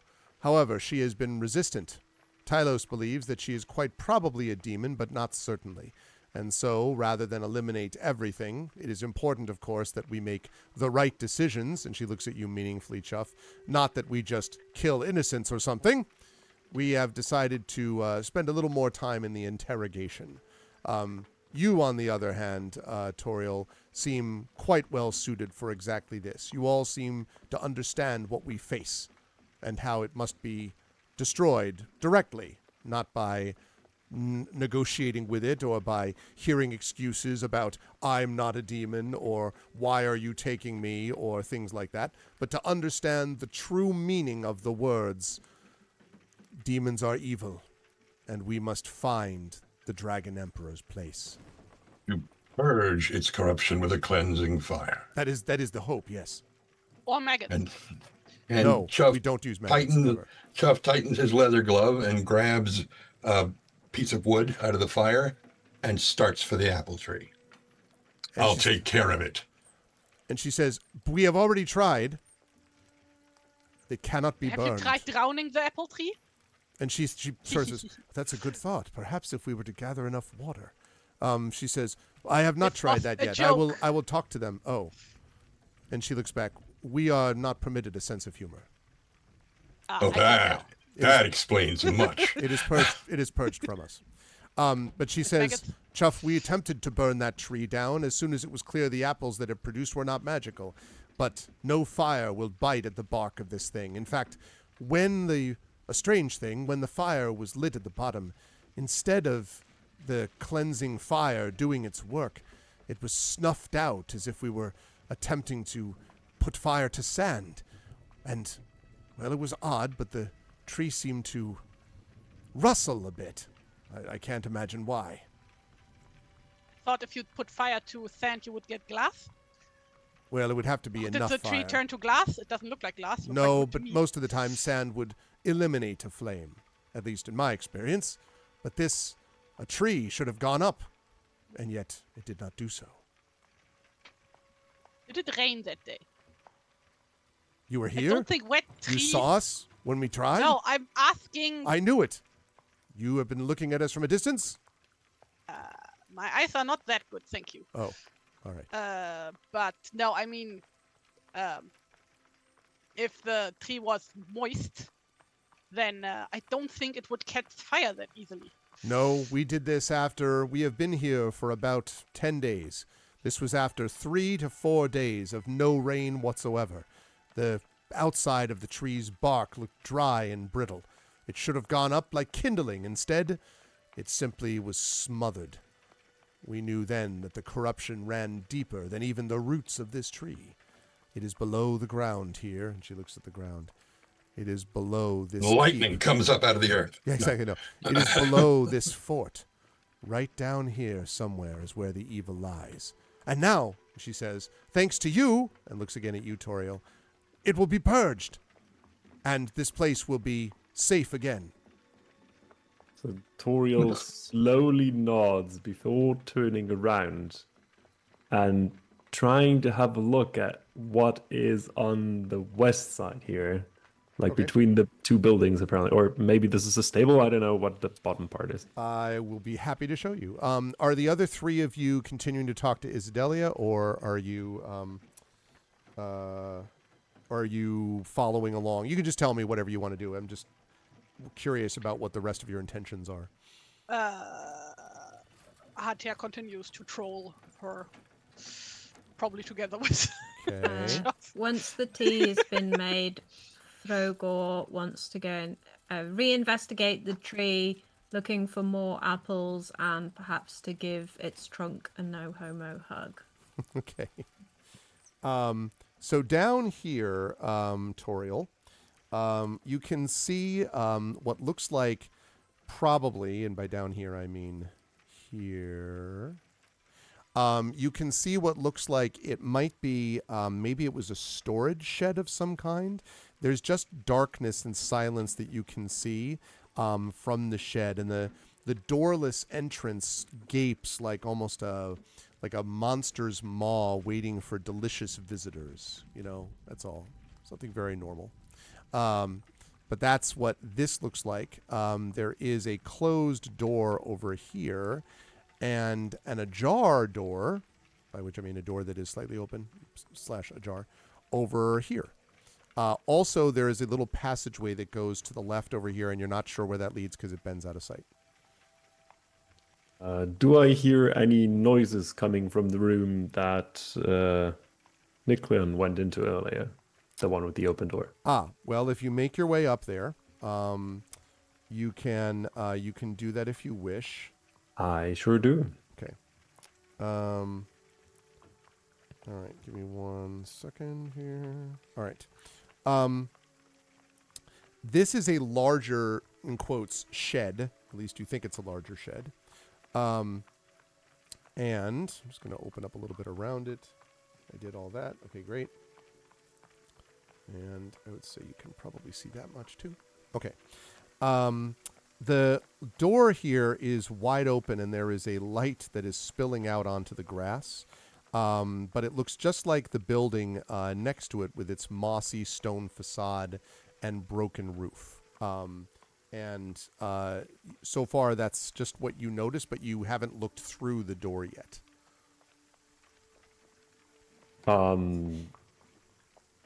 Toriel's curious as to what's on the other side, so I think he's going to take a peek if no one's going to stop him.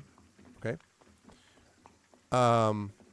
So, when you look inside here, are you trying to avoid being seen from the inside? Like, are you just kind of like dramatically standing at the doorway, as like your silhouette is against the bonfire? No, I'm not being lit up from behind by lightning, standing in the doorway. No, Okay. This is not the kind of entrance I want to make.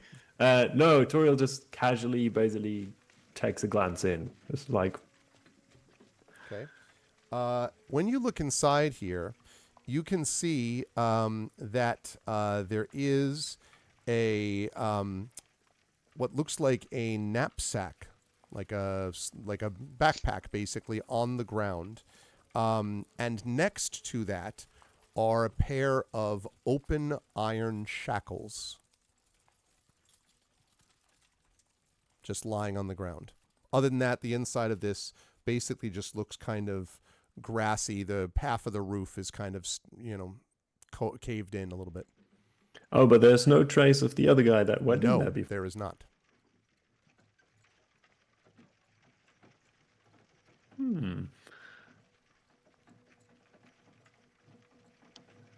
Are you looking for anything in particular, Toriel? Isidelia calls from the fire. No, just taking a look around. Very well. Be careful, though. Some of the areas here are more evil than others. Which one should I be careful of? Well, you'll definitely want to avoid the one directly to the south of where you are. Nothing but evil that way. And then, of course, the place itself that you're going to be looking at tomorrow is in here. And she points to, let me do it so chat can see it, over there. So she Basically, moved the her large arms building. again. That's true. But she always keeps one hand on the blade. There's always like one on the hilt. If you were to ever get her to be like the sun joke and she raises both, like the sword would probably fall. So anyway, she lifts back behind her and she's pointing at the big building, which looks like it might have been a keep at some point behind her. So she says that, of course, is where we suspect the corruption most lives. But you'll definitely want to avoid the place directly to your south as well. I see. Thanks for the warning. You are welcome. And she returns to her position.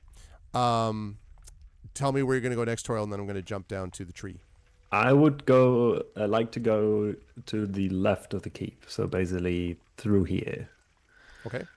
Are those arrow slits or windows? They are arrow slits, or at least they look like them.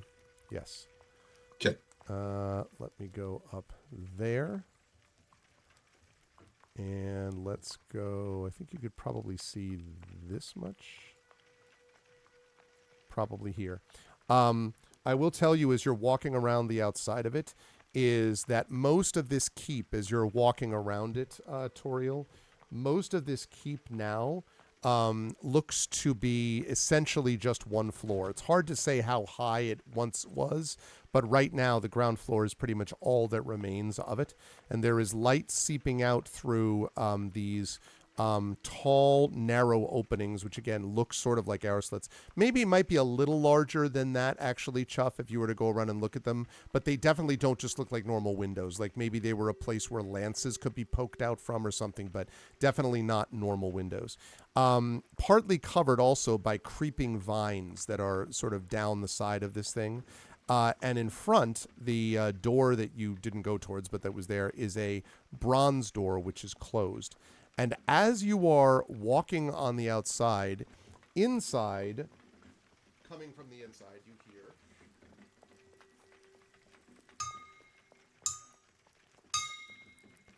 and then, oh, you got you over there, you. That's right. There is the sound of, a little bit faint, but definitely audible. Something is a pickaxe or something banging against metal or stone, and then every so often a rough voice sort of calling out and giving orders. And that's coming from inside the keep. Yes. Okay. And as I say, not very loud. Okay, as Toriel is making his way, I want to jump down to the tree, where we find Chuff and Frogor. What are the two of you at the moment doing?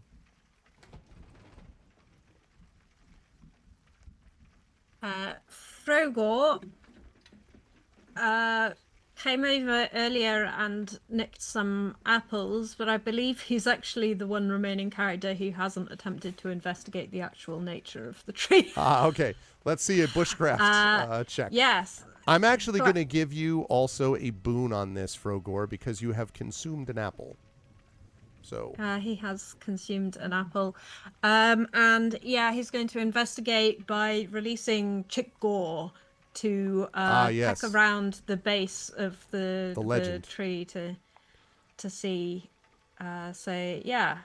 yep, the legend known as Chick Gore. Intelligence-based roll by a duck, frog, and a chicken. Ooh, hang on. Oh, I need to do. Nope, never mind. That wasn't any better. Go, Chick Gore! Find the secret of the tree. Chick Gore, at one point, Chick Gore is going along and then starts to peck repeatedly at the ground near one spot. It's just like peck, peck, peck, peck, peck, peck, peck, peck, peck, and you're like, aha, and seems very excited. And then when you go over, you can see is poking at a root, which you think Chick Gore might have thought was a worm or something. Classic Chick Gore. All right, well, we're all very tired after this long day. Good job, Chick Gore. Frogor will like to climb the tree and look for any more potential apples. Okay. The climbing the tree is not too difficult, but there are no more apples remaining. There were only a couple to begin with. You do not see any apples on here. Are you planning to stay up here or come back down? He said archly. It's quite comfy up here. Frogor will hang about. Just sort of settle down. Okay. Yeah. Chuff, what about you as Frogor is doing this? Chubb is mostly watching Frogor. He's standing there with the stick that he had picked up, that was aflame, but is now freed from the rest of the fire, is probably dropping to barely a smolder. But he had no intention of setting the tree on fire to begin with. He just wanted to gauge the reaction. But he's kind of looking around at the tree and watching Frogor. And then when Frogor's finished his search of the thing, he's just like, come here a minute. Frogor mallardly hops to a branch nearby, and like mallards are known to do, suction onto the branch and like hang off it a little bit. Classic so they're mallard like behavior. Probably for the first time actually face to face. Yes? What is your take on these individuals? They're obviously very good knights. I mean, their armor is so shiny. Did you see that sword? Look at my sword! And he pulls out his sword, and it's just banged up and dented. And I try my best to look after it. I can't make my sword look like that. What makes? And did you see those horses? Nothing against Hogor, of course. Hogor's the best steed I could ever ask for. But did you see those horses? What Very am impressive. I supposed to do? Learn, improve. Well, But I'm not those going to get a improvement- bigger horse, am I? Hogor's already perfect. For you. What if Ahatea demands a larger horse? Well, I suppose we could have Hogor the Second, and maybe Hogor the Second can carry Hogor the First. And then Hogor won't have to walk around all the time. To have a cart with Hogor in it. Ah, Hogor would love that. And then Ahatea atop Hogor. Oh, how could we make this dream come true, Chuff? devotion, dedication, turning all the nighttime into the day. Anyway, I swear that After wasn't all on, the violence, said the devil's talk. it was not on purpose. Wow, that was not something I was expecting. Nor I. I was at the end of the first word, and I was like, wait a minute. This is tickling something. To do the walk Uh, away. Do you think Yeah. there's really a door, or do you think they're a bit strange? I think there is really a door. Do you think that their son is really through the door?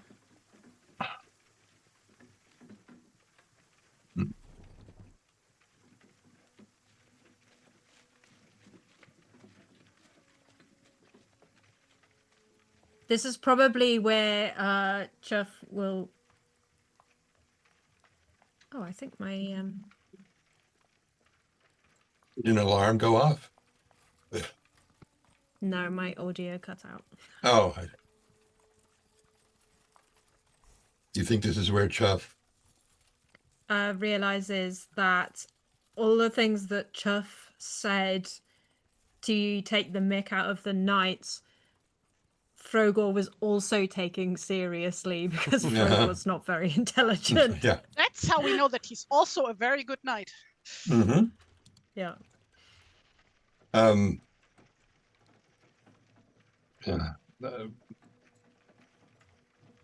There is, I will say, I believe there is a guiding light for them behind that door. But not necessarily their son.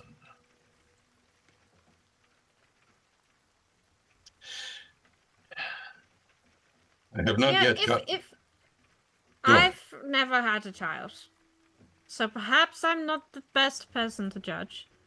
But if my son was stuck behind a door, I would probably have known about it earlier and would know for certain whether my child was behind that door, right? I don't understand how they could have lost him and then got him stuck behind a door, but they don't know which door, and then they think it's behind this door that only elves can open. How could he have got stuck behind a door if only elves could open the door? That might be why they think that elves are demons. No, wait, they don't. They think the elves are the only ones who aren't demons, and the rest of us are demons. I'm getting very confused, Chuff. It's not that difficult a thing to do. He's But gonna you're start asking the slowly right eating a questions. burrito. Right. Now, you should probably attend to your mistress. I'm going to go outside and find a place to sleep. You don't want to sleep in this tree? I don't like sleeping indoors, no. Frogor looks up at like the lack of The ceiling. ruined walls and the yeah.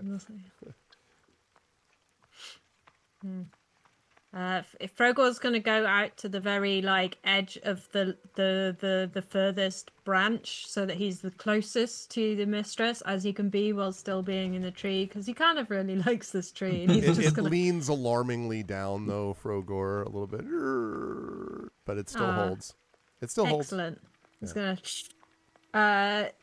hold on, just like how ducks are very well known for being able to stay very well in trees. See it every day. Tree mallards, you know. Yeah. Yep. And Chuff is headed outside. You said he will be. He's kind of moving over towards where Toriel may now be. Okay. I will come back to Toriel and you in a moment. Then I do want to cut, however, to Ahatea. Ahatea, you were. I left you by the fire. We left you by the fire. What are you doing as Isidelia is just sort of still standing in the same, impressive. There was no looking still position? standing. Like Artia just kept tackling her, like baiting her, trolling her the entire time. Was just like while all of that was happening, there was like basically in the background like 3 episodes worth of Looney Tunes happening. And Isidelia Fun take. Isidelia is just sort of like, stoically kind of, answering your questions. And then like when you answer the same ones being like, No, or acting bemused and sort of like what when doesn't seem to understand the question, and so forth. And at one point, Isdelia says, "In the process of your study of demons and other such things, have you ever found yourself being? I'm sure I don't mean to offend, but have you ever found yourself being drawn to their power? You know, of course, you're doing this for the sake of knowledge and not actually for the pursuit of power for its own means. But I just am curious. Like, did you find yourself ever being almost seduced by the power that you felt in the creatures you were studying?" No, I have never been seduced by a demon. Oh, And even if I was, I wouldn't tell you. That's private. Oh, that would be very What's wrong difficult. with you? If you were seduced by a demon, there would be so many consequences. I'm glad that you were not. But no, I meant not seduced in that way. I meant, were you Don't kiss ever and tell. drawn, tempted? Were you ever tempted by the fruit of another? Tempted, but the truth was discovered. Oh What God, had I been was going waiting on? for that. It's your fault. You started it. There's no I other, she says. didn't mean to. Yeah, okay. Anyway, but she says, have you ever been tempted to take that power for your own? I'm just Well, asking. considering that I just started studying specifically demons today, no. That's good. Wait, today?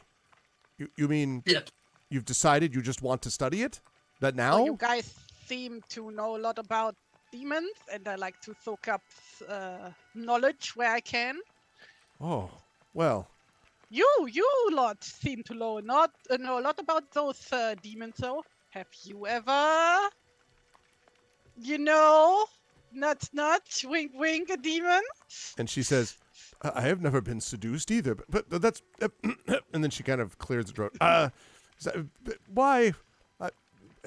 I have sworn a sacred oath. The Dragon Knights will never be corrupted. And she turns her face again. By evil, lightning in a distance. Right. Why do they call you the Terrible? They mean terribly powerful? Terrible to yes. demons? Like, what do they mean? Well, the second part is yet to be seen. Like I said, I've never actually met any demons. The terrible to evil things? I'm not sure how many evil things I have met either. I I just mean... generally don't ask if somebody is evil. It's kind of rude, to be honest. Well, but how else will you know? Evil must be called out at every opportunity. Otherwise, it could grow. It could even, like, for example, right now, you use this staff of yours, and she points to your staff, as a symbol of the terrible things you will wreak upon evil if it approaches you. But let's say that you just had that skull on there because you wanted it to, I don't know, act as a source of evil magic or something. That would be its own, that would be a terrible thing. Instead, you use it for the sake of good. Clearly. I can use it for so many things. Like, look at this. How many apples are there left on the tree? There are no apples left. You Oh, have there the are no last one, apples. and I think you ate God damn it. Yeah, no. Okay, but like by now the fire should have like died down There's properly, a right? frogor hanging in the tree. There is a frogor hanging in the tree. That's too big, I'm afraid.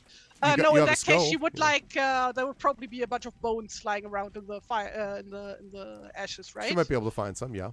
Yeah. Okay. So she like uses grabbing function of her staff to fish out a piece of bone. Like, huh? and she's like, yes, you have found a bone of evil, and it's a good thing that you did not actually try to take that bone directly with your hand, or I would have had a bone to pick with you because I would have had to take it away from you. That would have been so. I'm But glad. I already picked the bone. Don't steal my punchlines. And she nods, and you can see the very slightest hint of a smile, but immediately vanishes. And she's like, "Yes, well, I'm glad to know that you are on the side of good. I want you to know tomorrow that when we go to open the portal, that you need fear nothing. We are protected by the righteousness of our cause. I need fear not. fear nothing. Yes. So who is this nothing that I'm supposed to fear? No, I mean, you won't have to fear anything that you might have feared. If there was things in there that you feared, you won't have to worry about them. Well, now I am worried. Why did you say that? That What? is It'll be Terrible fine. way to reassure somebody. It'll be if they fine. weren't worried before. I'm glad you weren't worried. I'm letting you know that you need be afraid of. There is nothing that you will have to worry about. And she. But I now rephrases have to herself. worry about. No, certainly not. We are here. You're very confusing. Do you know that? I think you'll see tomorrow why indeed you have done the right thing to support us, and why you too should perhaps take the test and join the cause of the Dragon Knights. I already told you. I'm a duck. I float.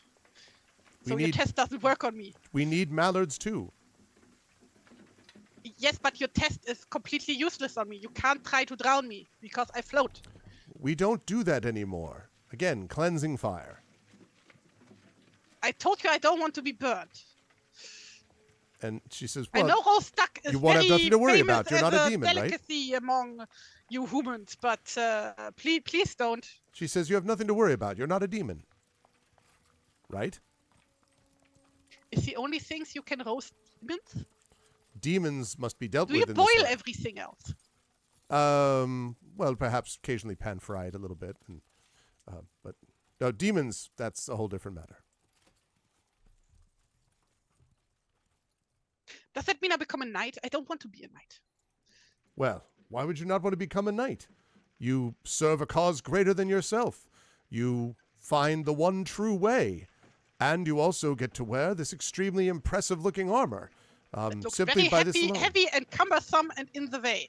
Thank you very much. And also no pockets on the inside. See how many pockets I have? And she holds her robe open and like has just a billion pockets sewn in. Are there made of anything different sticking out fabrics. of the pockets? Oh yeah, there- totally. Oh, Yeah, like you know, like Eye of Newt and you know bat wings and whatever like out of there. all sorts of occultist paraphernalia. She's like, I'm glad that, and she looks at that. She's like, I'm glad that you've collected the remains of your evil enemies and bring them with you, so to show your reputation against evil.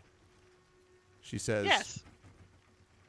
and she nods and she says, As you see, I successfully killed all of those things. Okay, I did not kill those. Like these guys were already dead. And this guy was already dead and then dead it again. I see, but not exactly. But in any case, I am glad, Ahatea, that you have joined our righteous cause. And tomorrow we will see the true worth of a terrible, and she smiles at you, beatifically, a terrible wizard. Truly terrible. Yes, Just really. the worst. Yeah, the worst. Okay, by this point, Chuff has made it up to Toriel. What are the two of you doing, Chuff? Like, what do you do when you catch up there? Kind of lean in. So, Is this right behind? Like, do you silently right. No. I'm not making any, stealthy movements to Okay. get in behind him. I mean, he can hear me when I'm coming up. Okay. Toriel, did they say that they were in the process of interrogating someone else?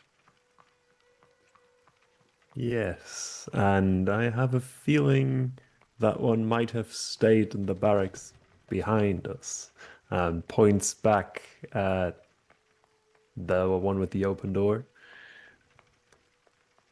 I saw a backpack and a bunch of shackles in there. However, I have a feeling that there's currently something going on inside the keep. And Toriel would like to take a peek inside, if that is discreetly possible, towards the barely audible bangs. Okay. Sure, you could try to do that if you wish. If you do, you want to do like which one are you going to look through? This one, down here. The one I'm standing next to, yes. Okay. Yep. So because it narrows to pretty much a slit, there's not much you can make out. I would say you can maybe see that much. There look to be inside this space where you're looking. You think that there may be some. like pieces of they look to be almost like large pieces of wood or something that are just like or planks of wood that are lying on the ground below the window. But there's not a lot of light inside here. You think you might see some flickering light coming from off in the middle of the building somewhere, but way too dim for you to make anything out specifically, and you don't really even see movement. It's just the window's too narrow. Okay, so Toriel would relay that information onto Chuff, of course. So you hear that? I think someone is working or perhaps made to work inside there.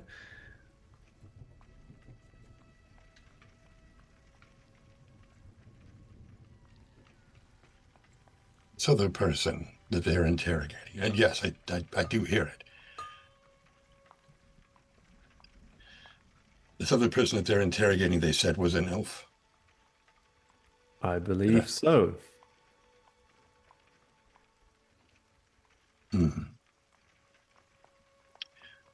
So what if you insisted on assisting? Perhaps some kind of racial affiliation might help coax more information out of someone they were interrogating. And when they tell you that they don't need your help, or they refuse to allow you to see the person that they are interrogating, That would be suspicious. oh, they're already well through suspicious. Our little friend who just wandered outside reeks of ash and sulfur. I haven't gotten close enough to smell the other two, but I suspect they may be quite the same.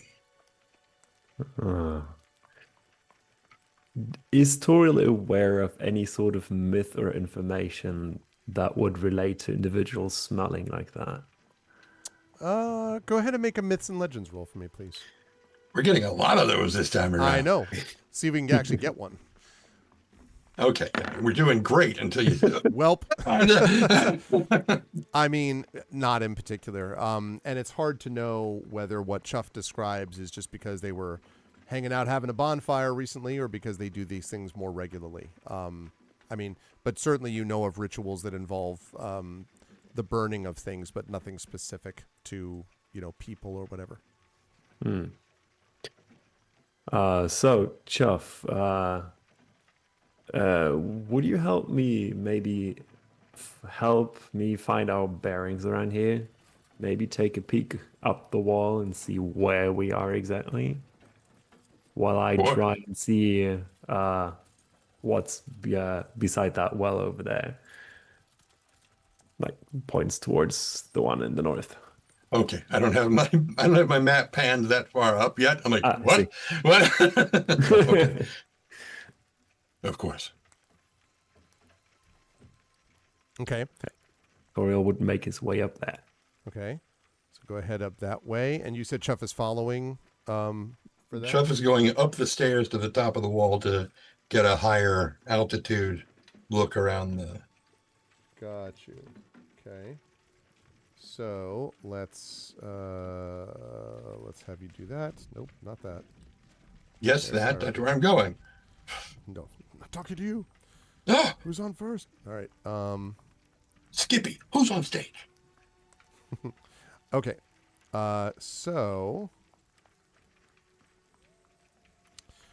Okay. So let's see. And then we've got all the way down there. Okay. Now, and I think you could probably see as much as that. Something interesting. You're going up like on the wall, but going in Toriel's direction? Are you looking in both directions, Chuff, as you go? I'm looking in both directions to figure out which way I want to go. Okay. Because there's something interesting, which is that the roof of this one is sort of intact of that room. It just looks like kind of a moss-covered, sloping roof. This one, though, looks to be somewhat like have a couple of holes in it or something. I'll scroll down so chat can see that. This one there seems to have a few holes in it and is open to the air, like fairly large ones. You can see them even from where you're standing. Up the other direction is just the wall of what used to be the outside portion of the keep. A lot of it's sort of like, crumbled and so on, but still sort of visible to the surrounding countryside, or you can see the surrounding countryside from it, and also you can see more of the sort of rise on which this place is set, which this fort is set. Then I will head south. Okay, I'm going to deal with you first, then Toriel. Then I'm going to come to Frogor and then Ahatea. So unless everybody goes, we're all getting together, in which case we'll not do that. All right, Chuff, when you come down to about here, you get to the spot where you can sort of see the holes that I previously mentioned, that are sort of in there, and so there is a lantern light sort of flickering from through one of those holes in the roof, from this small shed.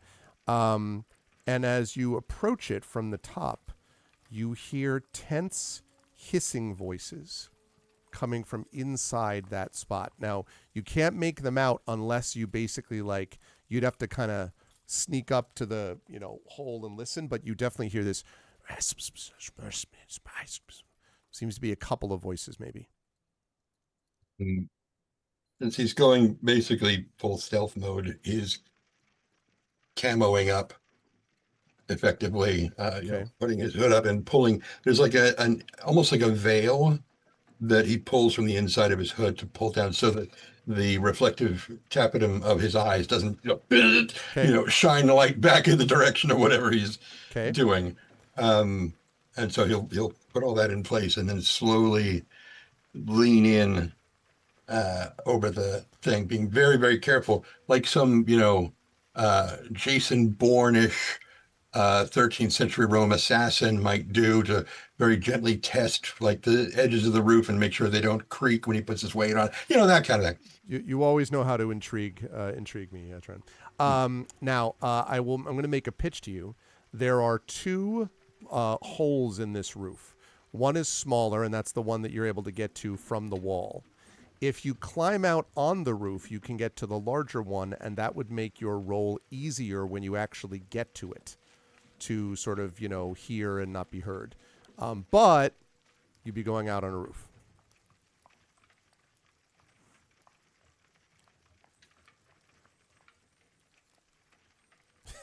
Bruce, it's a trap. It's a trap. You see Admiral Akbar in the distance. Ooh, sushi. No. All right. So evens, I go to the roof. Odds, I go for the smaller hole. Yeah, the one on the wall. Yeah, that thing. The roof. It looks like. Okay. Did you say evens? Yep. I forgot as soon as I clicked the button. I think you said. Correct me if I'm wrong. I think he said evens was the roof. I just said I forgot. Yeah. Okay. Yes, I did. I did say the roof. So yes, I'm going out on the roof. Okay.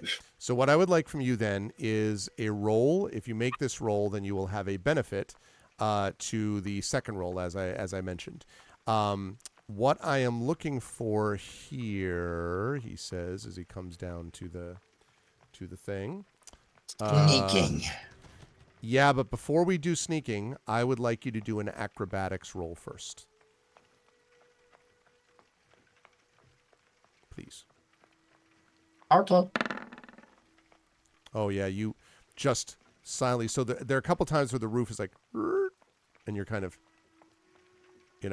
but then you were able to get past it and avoid what looked like possibly weak spots in the roof. Now I would like you to make the sneaking roll, but I want you to make that at a boon, please. Okay. I've done this. Probably should have selected a boon. Well, that's okay. Just roll it a second time normally. And so that hopefully I get a thing. Yep. A dragon. That's what, it's called. Twas not a dragon, but both of them so were good, close. I know, it looked like it. Okay, so you do get there. And when you get there, you hear two voices. One deeper, possibly male. One a little bit higher, possibly female. And one of them, the male voice is you think might be actually Nicleon's voice, but it is irritated and maybe even a little bit threatening. The other voice, maybe a little defiant. You hear Nicleon saying, and it's still very hard to make out, even though you're like as close as you dare, because like if you go any further, like the roof might give way. And you hear Nicleon saying, "Why refuse? If just translate other cellar door, you're free to get your out of here." And then the other voice says, "No, let me go. If you nicely, I might you, but coercion and threats, never." And the voice that sounds like Nicleon says, "I'm not going to a second time. You do what you have been asked, or pay the penalty that all must." And then again, the other higher voice, "Threats do not, no matter how shiny your arm, you have my answer. You will soon have my," says the male voice. And then the door opens, and from where you're standing, you do indeed see Nicleon striding out into the courtyard and heading up this way. And you then are just sort of like, now you've just been listening so far. But Gonna say you should read Zoom chat. oh, So, okay.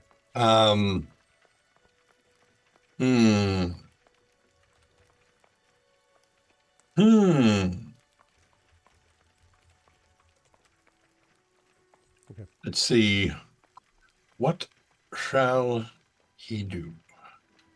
So he walked out. Yep. And walked up to the north. Okay. And you don't know entirely where he's going, but Right, because I can't see him now. right. Mm-hmm. But he closed the door behind him. He did, yes. Okay. Okay. Chubb is going to make his way back to the crenellations. Okay. You can do that without a check because you already know which places to avoid. Yeah. Okay. And he is going to sneakily, as quick as he can, move north along the palisade, if that's what it is. And but he's going to stay low enough that he doesn't skylight himself between the crenellations. So he's going to be much closer to the ground and almost on all fours, scurrying along, trying to catch up with where Toriel probably is. Okay. Speaking of Toriel, all right, Toriel. So as I move up to you, you were headed up to the north and like around the keep, I think. Toriel, was your plan? If I'm not mistaken. Okay. So basically take a peek around the corner. Something interesting back here, Toriel. Because when you get to here, you can see there are stairs. There's a little, there is a, well, like somewhere is like, I told you, yeah. There is a, either like a well or a cistern or something like that from behind this area. However, it might be a well, and you could go over and look and see if there's anything inside it if you like. But the other thing that you notice is that right, let me move this over so Chet can see it. Right here, there is another smaller door that looks like a kind of a back door, basically, that you have not had a chance to, you'd have to go up closer to see more about it, but it definitely does not have the intimidating look of the front doors, the front bronze doors on the other side of the keep.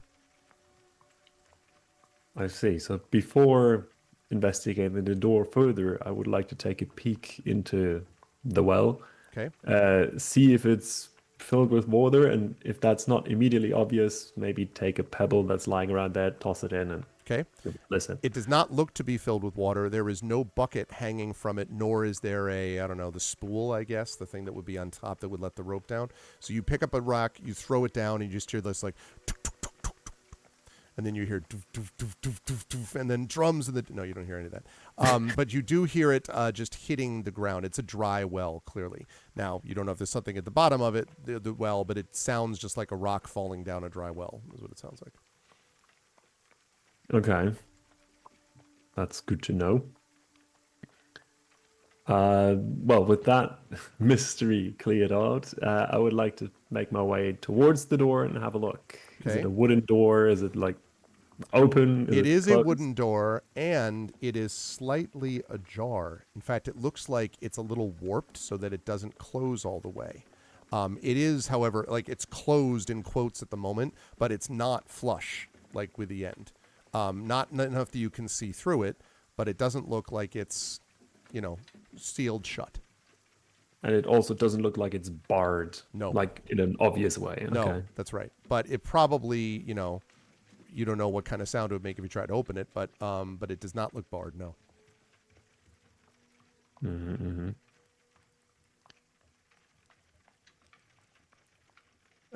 Can I use my experience in carpentry to make a guess at how loud it would be to open this door? That's interesting.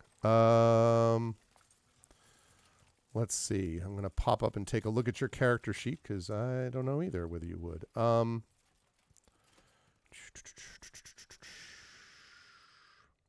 Yes, make a crafting roll for me, Okay. please. Oh, it was a close one. Close one, but it succeeds. So when you do that, it does. You think that the door, first of all, probably can be opened based on how warped it is. You think you'd have to be very careful, and the example I'm going to give is going to seem very weird to everybody, but it's on my mind because I just sent all the ArvCon prizes to people.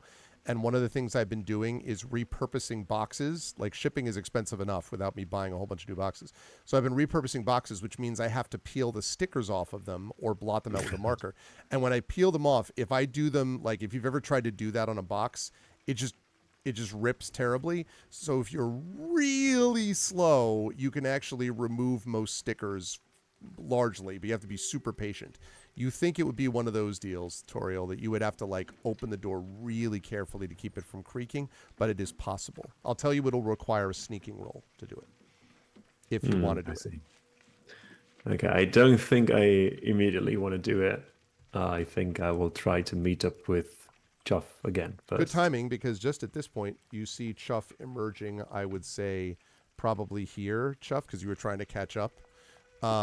So I don't want. Are you okay with me moving you, Chuff, temporarily? Yeah, sure. Okay, all right. So it would be. Where's Nikolai Tesla in all of this? You do not. Oh, right. Yeah, that's a good point. That's a good point, actually. So there's Chuff. He was going up here, and then actually, as you pass by the stairs, he comes up and around. But fortunately for you, he doesn't go that way. He goes this way, to the south. And then I will show that to chat. Sorry. There's the guy going south. You, on the other hand, are going north. Okay. And you now see Toriel kind of looking up and around, and Toriel, you in turn see Chuff on the wall. And I'm going to come to Frogor in just a minute. Yeah, Chuff comes down and tucks in as close to Toriel as he has to whisper, whoever they're interrogating, she's in that room. And he was the one doing it. She basically said that if he would ask nicely, she might consider, I think,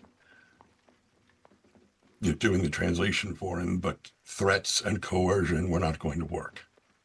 So It seems they had some sort of falling out before. what I'm worried about is that these people are not knights. That these, I'm beginning to suspect, are the demons. And they're trying to get someone of your lineage to open that door and either release whatever's inside or let them in. to get to whatever they need to further their own agenda.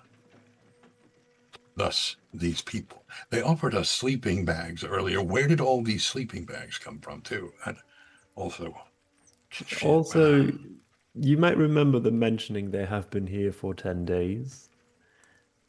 Take a look down the well. I can hardly imagine anyone using that for a long while. excellent point. I'm trying to remember if Chuck was close enough to hear them talking to Ahatea about, we think that there's evil in this building. No, it was when Tora was asking where are the evil spots. And And Tylos, she was I like, think, "There's." yeah, right, when she was there, yep. Mm-hmm. So if they know where the evil is, why aren't they in there purging it? Instead of standing around out here. That's a good point. Maybe they just don't want us to go in there.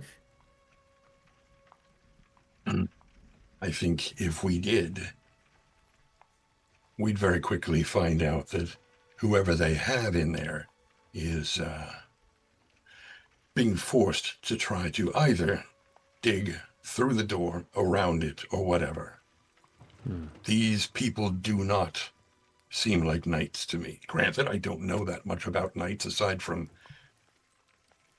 He kind of looks back toward the tree. But they seem very unlike any knight I have ever met.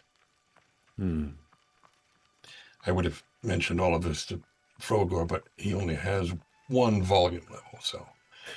How would you judge the chance of them having perhaps stripped the other party that is around here of their equipment and posing as them?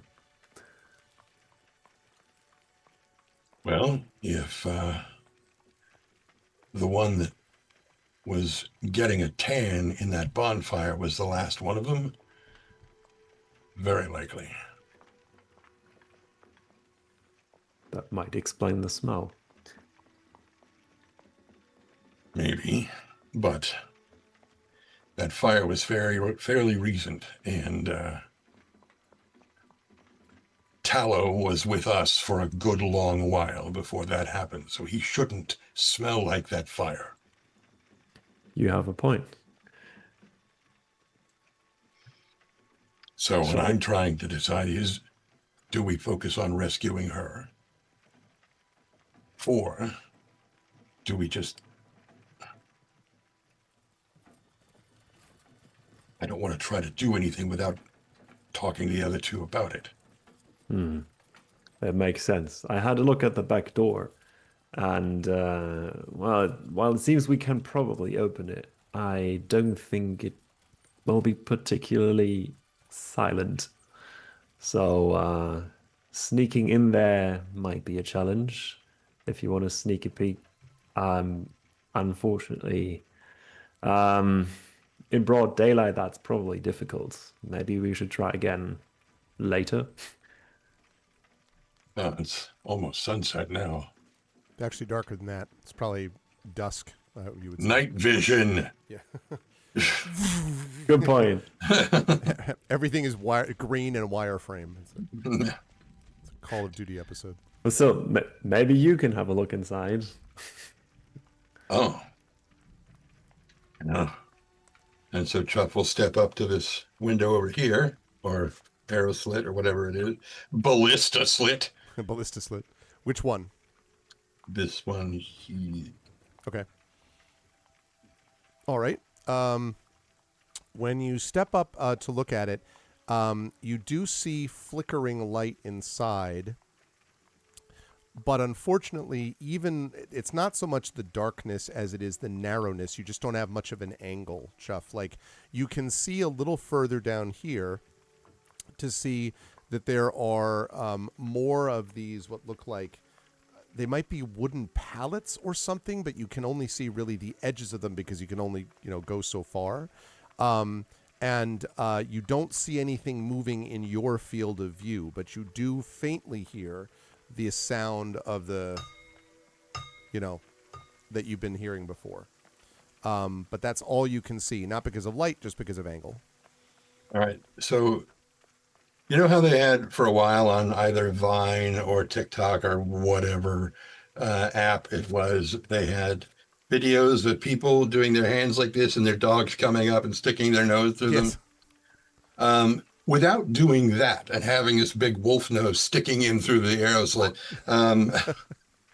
Chubb's going to get in as close as he can and try to take in any scent that's in that area. Okay. Let me have you make, I think it's probably going to be awareness, but let's see. Yes, let's have an awareness check, I think. This is reminding me of when I open a sandwich when I'm like in my car in the driver's seat and Moog's like snoot appears bit Right. down the side of the seat. Can't help but notice that. Okay. So 6, which is a success. So, yeah, you would. I think it's fair to say that you smell here a couple of probably humans, if you had to guess. There's a lot of body odor in here. Let me start with that. Like very sort of strong people that have not showered for quite a while. And Doesn't bother me. yeah, but you could note it though, I'm sure. Yeah. And so you can definitely smell that. The other thing is the smell of fresh dirt. Unquestionably the smell of freshly turned dirt. There's also some mustiness here, which may come from the inside of this place, although, again, large portions of the roof have fallen and all that, but still some kind of mustiness scent. But the most distinctive ones are the BO and maybe a little bit of sulfur. That's a little strong, but basically the idea of flames, like torches or something, and then, or lantern light, oil, and then definitely the smell of freshly turned dirt. That's that all along tutorial.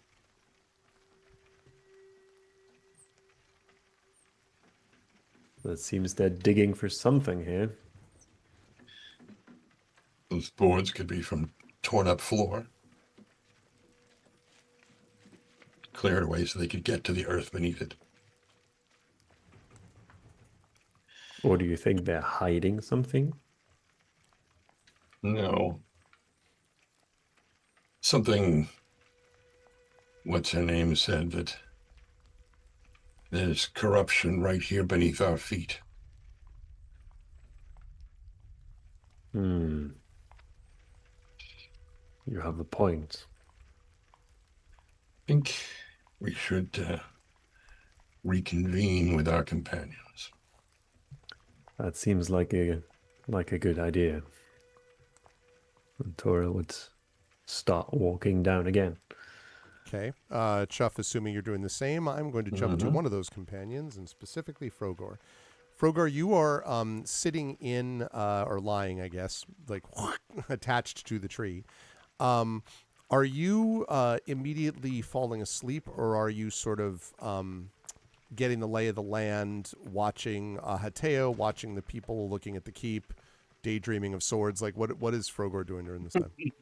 Frogor is intensely studying what it is to be a good knight, like these people are. Okay. He's like watching like the rotation of the guard. He's watching the way that she's, you know, Isolde, whatever her name is, that she's just sitting there like that. Like, how does she keep it like that? How are they keeping the sword? None of them are cleaning their swords, but they're clean. The swords are also clean. Like, he's trying to act like it's not a big deal, but he is like bug-eye watching them all. Like, how are they just so good at knighting?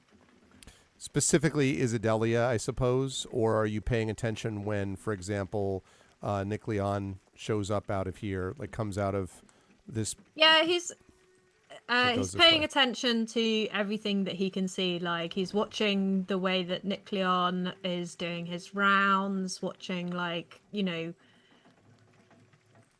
just watching all of their behavior. So I would like you to make an awareness check for me, please.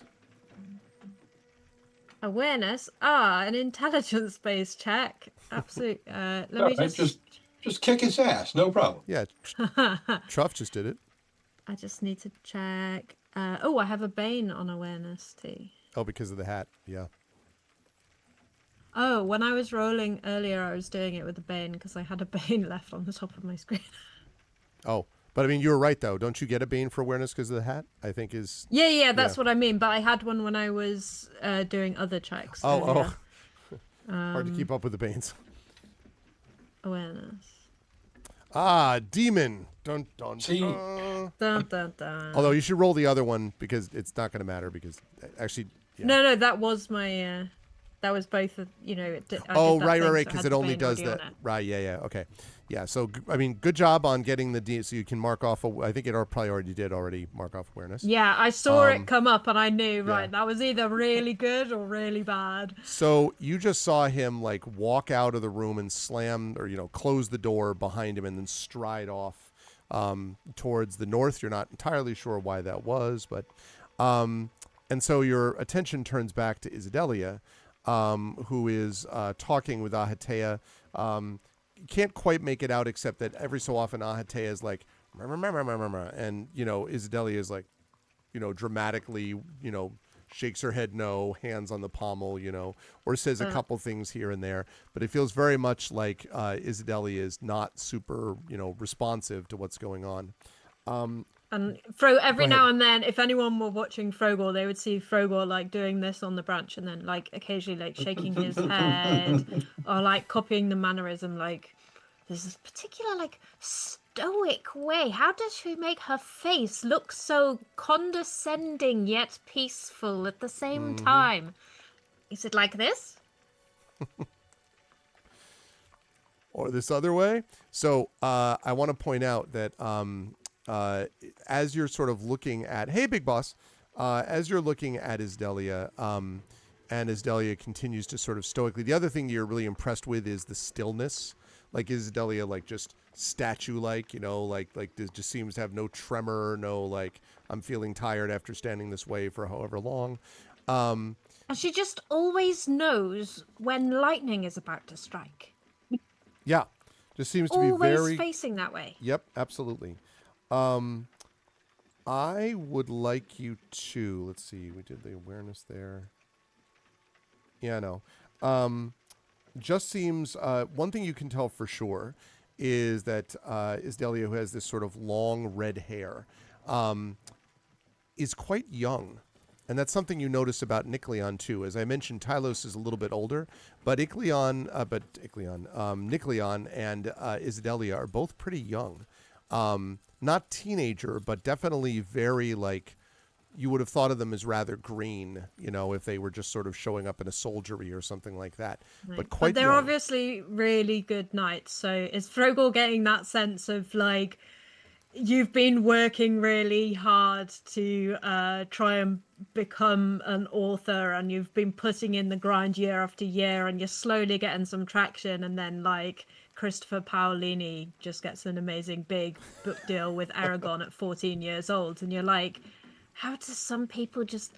I don't get it. I've been working so hard for so long. Maybe I'm just not cut out for being a knight. I don't understand why we need to be personally attacking people here right now. Before I be honest.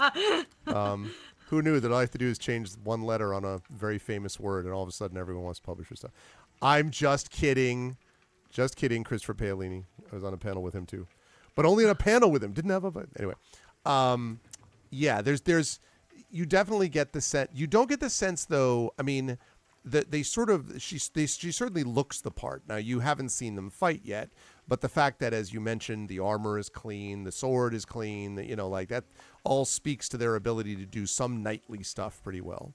But you can't tell yet sort of beyond that level, but they certainly seem to be focused on the part that's there. And in fact, as you're looking, since you're looking directly at her, you can see that there is a symbol that is fully visible on her cloak and her cloak buckle. And I would like you to make a myths and legends roll, please, as you're watching this person. How you doing, big boss? I'll clean the bane. I'll clear the bane away first. Okay, yes. Myths and more intelligent. Let's go. We all know that Frogor is highly intelligent. Absolutely. Oh, does that? Is it? It meets it. Yeah, beats it? that's right. Meets it, beats it. Look at that.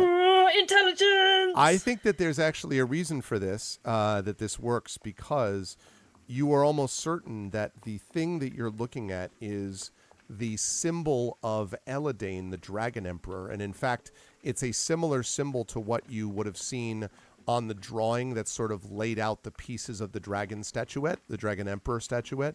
The same kind of symbol is visible on this person's, like the clasp of their cloak and cloak buckle. So this definitely is the symbol of Eladane, the Dragon Emperor, that you can see on them. And as you're staring at that and you're kind of going, ooh, I wonder, all of a sudden, as you're looking at this person, the face seems to morph for a moment, or like shimmer or swim. And then all of a sudden you realize that everything, not just the face, is shimmering or swimmering. And you get this suddenly in your mind, this set of chaotic series of sensations. You smell, Frogor, the smell of a root cellar, the sort of earthy smell of a root cellar. You see a magnificent tree with golden fruits. You feel this intense sense of captivity and a longing for freedom. And lastly, you hear languages check, please. More intelligence. Sorry. Nope. You just hear this whispering, and then the shimmering stops, and you're just sort of looking again at Isadelia, Atea, and the fire. But what you experienced just now, Frogor, felt astonishingly real. Smells, sights, sensations. Frogor would like to double check that the apples have not regrown on the tree, because that would be nice. They have not, unfortunately. Okay. He would like to mallardly hop down from the tree. Okay. And go over very close to Isadelia. Okay. And just look at her face. You know, as they're still talking, just stare really close. Like right next to her? Yeah, right next to her. Okay. I mean, he's quite small, so it's probably still like even she's sitting on the ground, he's probably still like shoulder height. Yep. Just check in. Is there any labels on her? Like, because obviously, like, Frogor, in case he loses his armor, has got written on the inside in Sharpie, like, his name and servant like of a kid at Ahatea summer the Terrible. camp, like, please return to. Yeah. If lost, please return to Ahatea the Terrible. Yeah. It's more intended for if he's lost with the armor than Right, if the of armor's course. lost on its own. Of Sort of check, trying to surreptitiously, but not very surreptitiously, because this is Frogor, check if there's like any labels on the clothing, if it, Okay, let me have a sneaking roll from you. Chuff and Toriel, you would come around the corner as this check is taking place. So, 17 with a 5. So as you come around the corner, rattling my teeth. Yeah. Chuff and Toriel, as you come around the corner, you can see Frogor staring and basically holding the teeth and almost sort of moving, trying to move that you think might be a frog stealth. I mean, that is to say a duck stealth way, and is just sort of patting at Isadelia's cloak. Turns the inside of her, pulls the collar up at the back to look for a label. And Isadelia's like, whoa, whoa, and sort of pulls away and then says, What are you doing? Don't be alarmed, but I saw your face move. My face. Yes, it moved. It was like, whoa. And then I saw the tree. It had loads of apples, but there's no apples on the tree. And I felt, oh. Did you borrow that armor from somebody? And she says, she shakes her head slowly. She says, no. But if you sensed those things, and she turns slowly in the direction of the door, the bronze doors, the keep, then perhaps we must accelerate the timeline. The corruption is spreading. And as she sees Toriel and Chuff round the corner, she says, and perhaps only the four of you can help us before the corruption takes over entirely. And as Toriel and Chuff hear faintly from the window slats, we will bring our session to a close. That's what I call some mystery, people. We got some intrigue, we got some mystery, we got back doors, corrupted what the hell things, visions, cats and dogs living together. It's not chaos. I love it. This was great. And I am very excited to see what people get into as they explore this totally normal, no problem whatsoever fort, which is just, that has no issues. And what would be what's the problem? Everything's okay. Okay, I'm going to start with Frogor this time. I think I try to go back and forth if I can. So I will begin with, hold on a second. Why can I not find? There we go. All right. So let me ask, Frogor, Bruce, did you participate in the game session? Yes. Yes, I haven't forgotten, Trivet. Yes, you have. I agree. Okay, what would you like to mark then? In addition to your demon, which was awareness. So what else would you like to mark? I would like to mark spot hidden, please. Okay, I love that. Did you explore a new location? Now, this one is interesting because I definitely didn't today. I don't think so. Yeah. Some of the others I might think about that with Toriel and with Chuff. But okay, so we'll say no. Did you defeat one or more dangerous adversaries? No. Right. Did you overcome an obstacle without using force? No. Okay. Did you give in to your weakness? Possibly, maybe. Yeah. Right? I did eat another battery too. You did and you also took a bite out of Alhetea's apple. Oh, I Alhetea's took apple. a bite out of that. That's terrible of me, truly. Sure, yeah. I would say taking a bite out of food that belongs to the mistress is pretty terrible of me. Okay. So yes, I will put that in bluffing. All right. Just before you roll, as a reminder to everyone, always let me know if you're doing something that you think is clearly against your weakness, because that has a separate thing that we do. But, okay. All right. Let's make that advancement roll. Let's see what you get. Right, and I have one from the awareness, the demon for the awareness, I think, right? Yeah. Let's go. Click the button. All right. So we did not advance awareness, which is which is really kind of stunning, actually, that you did not advance awareness, given this pitch. You did, however, advance in bluffing, but did not advance in spot hidden. That's really unlucky because this is exactly the wrong way round. Yeah, this is what you should have been doing. Right, exactly. This is not when you want it. For like awareness and spot hidden, the hope would have been that it would have been visible. It would have been above it because these are not high numbers, but sadly it was not to be. You actually had the hardest one was the one that you actually did get with bluffing. So, let's see. 1, 2, 3. Yeah. So good stuff today from Frogor. I loved the little discussion with Chuff. What's so fun to me about this party as well is the fact that like everyone processes things like everyone's kind of like, this seems a little off and we don't know why. but everyone's still processing it in their own character's way. So Frogor's kind of like, did you see the shiny sword, and did you see the thing with the stuff, and did you see?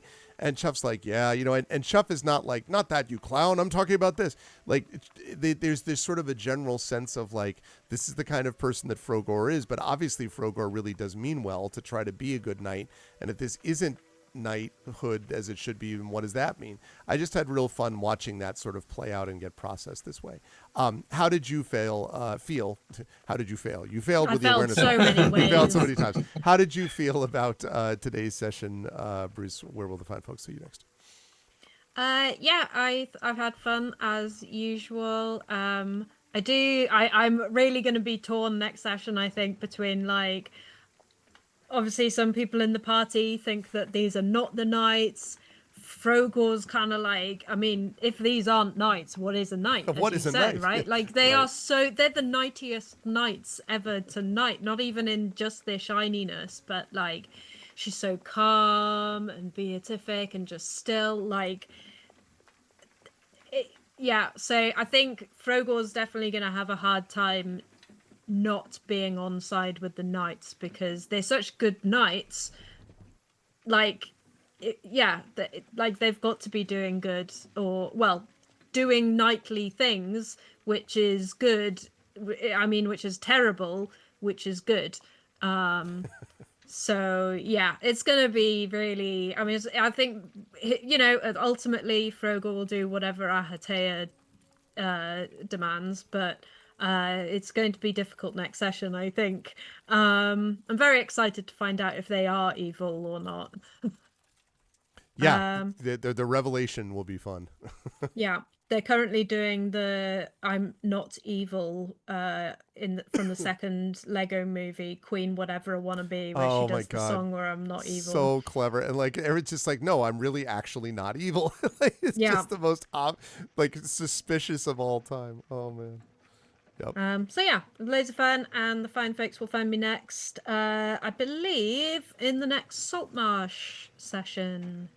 Yes, although we will have to see, because I posted about that in the Discord that I can't do Sunday the 14th, so we may have to change things around. But yes, soon. Also, quick note to everyone about that, which is that is going to probably very soon be moving back to Tuesdays again, which will be much better for me, and hopefully will be good enough for these folks, although I know for the folks, which includes everyone here except Tren, who's in Europe, that makes it harder because of it being late. But we're going to try to do what we can to try to start it early enough, regardless. So, but Ghosts of Saltmarsh will probably be changing time frames relatively soon. But regardless, you will see Bruce back here either for that or definitely in a couple of weeks for Dragonbane. We'll be here again. So thank you, Bruce. Good stuff as always.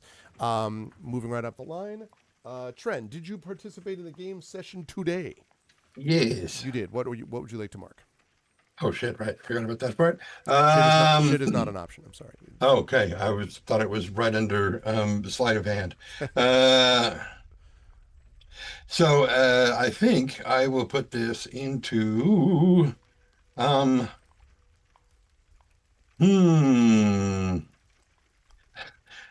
listening to everybody talking about stuff. I think I'm going to put it in myths and legends. Okay. I love that. Just because everybody's like, oh, well, there's this and this and this. And Chubb's like, I don't know anything about this stuff. I need to do a little bit of history reading. Yeah. Okay. Did you... Now, the Explore a New Location, I might be tempted to say yes on this, but it's up to you whether you think you did. You did explore a lot of this place, or try to. But I'll take either way. The only part that I think could count is getting on the roof and looking down into the area that we couldn't see before. Mm-hmm. Everything else was kind of all part of the exterior of the of the thing that we could have seen from anywhere in the thing. So maybe next time, if you go into one of those buildings, that's a different matter, perhaps theoretically. If you possibly, yeah. Okay, all right. Well then, yeah. I mean, just sort of listening to it probably doesn't count. All right, we'll say no on that then. Did you defeat one or more dangerous adversaries? No. Okay. Did you overcome an obstacle without using force? does trolling 3 nights count? No, I didn't really overcome them. So. No, although I do wonder a little bit about the.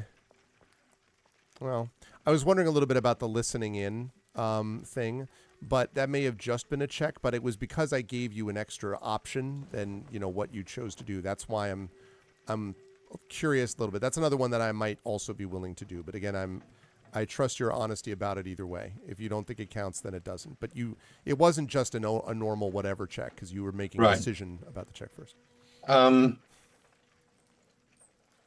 That one I could say yes, and I would put it in sneaking if that were the case. Yep. Then I would say yes to that. Did you give in to your weakness? Almost. Yeah. No. Not quite. Well, though, I right? mean, right. Yeah. Yeah. Okay. So 2. All right. All right. Go ahead, please make that roll. Let's see what we I'm got. trying to click on the sneaking thing, but my mouse pointer keeps going over it and then over it the other way and then past it and then past it and then past it. Darn it. I hate this mouse. I really hate this mouse. There, I got it. Okay. Here we go. Once again. So you did not advance in Myths and Legends because even though you only have a 6, you rolled a 2. So where was that during the session? But then also you did somehow get better at sneaking because you actually surpassed that. So sneaking goes up, Myths and Legends does not. So even more sneaky. Your sneaking actually is getting pretty sick now at this point with a 15. Yeah. Pretty no joke. Yeah. So again, good stuff I thought from Chuff. A lot of good moments too. I was reminded of other characters. Yeah, what you said to make note of it to you when we got to 15 or 16 in a given. That's a good question. Thank you. Yes. No, not 18 is what you need to get into. Okay. When you increase it to 18. Yeah. Okay. Sorry. Please continue. So I really appreciated today, having played with you for many years, I appreciated that there were moments that other characters of yours would have continued to challenge the, so you killed innocent people, blah, blah, blah, blah, blah. Chuff did this, but Chuff wasn't doing it to be like, you jerks because of this, like Fifely or whatever. Instead, Chuff was doing it because Chuff was like, you people are just not logical about things. Like, this is not, let's be clear about it. And you kind of didn't know, again, that whole being bemused by people was a part of it. And it wasn't that, like, you become this brilliant mastermind that foresees all things, but, something smells off, literally smells off. And it was something that you were able to talk with Toriel about. And I thought that the conversation that you had both with the Knights as a whole and with Frogor about, like, sort of talking about the knightly things and talking with Toriel were good, like almost these 3 standout convos that gave us some more information and gave Chuff more information without sort of making you into a character that they're not. And obviously you got that useful information about there's someone being kept there and what does that mean. And so those speculations about what that might mean was a lot of fun to watch. And given that, I am curious how you felt about today's session and where the fine folks will find you next. There's a scene in Stargate SG-1, I think it's in season 7, when they are confronting one of the, it's either one of the Gold or one of the Java that works for the Gold, and Colonel O'Neill just keeps poking at the guy, just keeps just being a jackass. Of course, his name's Jack, but just keeps doing that kind of, and Corin Nemec, his character, Jonas Quinn, is like, is it really necessary to antagonize him? And Jack's like, yes. And that's just kind of how it feels sometimes with Chuff, is that part of him is like, it's just not sitting right with me. I need to keep poking this bear until it unwittingly admits something, but I don't know what that is yet. I just gotta, it's also like with Babylon 5 in season 1 when, in fact, I think it's episode 1, where Commander Sinclair is like, if you really want to know somebody, make them angry. Then you're going to see the person. And that's kind of what he does, is he's just like, I've got to, just get them so emotional that their logic shuts off and they start reacting without thinking. And that's kind of what he's doing. Yeah. and the suspicion is there. But again, I hadn't thought of it that way, but suspicion, but no one really knows exactly of what. Like Right. something's wrong. I don't know why it's wrong though. Like, or wrong in what way. So that's interesting. Yeah, I'm gonna be curious to see what Chuff comes up with. The thing about the smells and the scents was If interesting anything. this time. If anything. Yeah. You open it up and it's just a kid's party. Everyone's having a good time and Yeah. everyone's, Oh, oh, you know. oh And they no. come up and hug your leg. And oh man, yeah. Big Boss has the quote, Trent. The best way to understand someone is to fight them, make them angry. That's when you see the real person. Yeah. That's Jeffrey Sinclair from Babylon 5. Good stuff. Where will the fine folks see you next turn? I have no idea. No, I'll be here. Be here. I probably actually will be for the Eberron postmortem episode, where we talk about stuff now that campaign is complete. For those of you who know, Tren is also part of our Infinity Beyond crew, and we will be starting a Dragonlance campaign soon, which is going to be interesting. Anyway, but thank you, Tren. Good work today, as always. And don't forget, everyone, go check out Tren's voice at the trailer of Stars End. Stars Reach. Stars Reach. God damn it. Stars Reach. I kept forgetting it too. Don't even. Stars Reach, and because that is going into early access. Is that I believe available so. only on Steam, do you think, or is it possibly gone? Or is it just Steam? I think it might be going to both. It's something I didn't mention before is that it's also from the people who created. Shit. I know they made they were part of the team that created Star Wars Galaxies, which I know, if I remember correctly, you enjoyed that a lot. And I've forgotten the other one, but I think it was EverQuest. Something. Oh, old school. Okay, cool. Is it an MMO then? Is that like it's? Yeah. Oh yeah. Very cool. And it has a very, very EverQuest Next look to it. Nice. Nice. Yeah. I did love that back in the day. Awesome. Thanks, Tren. I'm excited to see more. Tari had to step away. Tari, however, will be back with us the next time we meet, which will be in a couple of weeks, for the next Dragonbane. And so until then, and actually, if all three players could also help remind me that we need to make sure we get her character leveled at the beginning of, from this session, just like catch up for that. But otherwise, you should follow all of Tari's stuff. And if you scroll, let me see if I can find it. If I scroll all the way up here, there was, where did we go? There we go. Let me just give a copy here. Copy to clipboard and then post it here. It's like 80s action film. Tari will return in. Yes, so that is the new zine that Tari is doing, did some work for, cover work and so forth, which is kind of a big deal. It is only in German, but still you get to watch. If you do not speak German, you speak Tari Toon's art anyway, and so you should definitely listen to that and pick that up and let people know about it. And if you do speak German, well then your Christmas has arrived, so you can go get And if you don't, learn. Yeah, that's also that. But anyway, we'll have Tari back with us in a few weeks. Last but certainly not least, Crocs, as I'm moving up the column this time, did you participate in the game session? I feel present, yes. You did feel present. So we mark that. What are you going to mark? I am going to attempt, what was it? Spot Hidden. Spot Hidden. Good one. All right. Did you explore a new location? If we're using the same logic that we did with Tren, you might decide that maybe next time, if you go through the back door, or if you do the whatever, that might be, So I would say it's close for you though, because you did go to a couple of sheds and listened into things and stuff like that. So I don't think you're going to be able to double dip, is my point. Either you're going to do it this time or next time. So I don't know, what your preference is in terms of whether you explored or not. Oh, thanks. I think I'll take it for this turn. Okay. Then in that case, what are you going to mark? I am going to try my luck with hammers again. Okay. Sounds good. Did you defeat one or more dangerous adversaries? No. I don't think so. Did you overcome an obstacle without using force? I don't think there was any obstacles. Yeah, I don't think so. Did you give in to your weakness?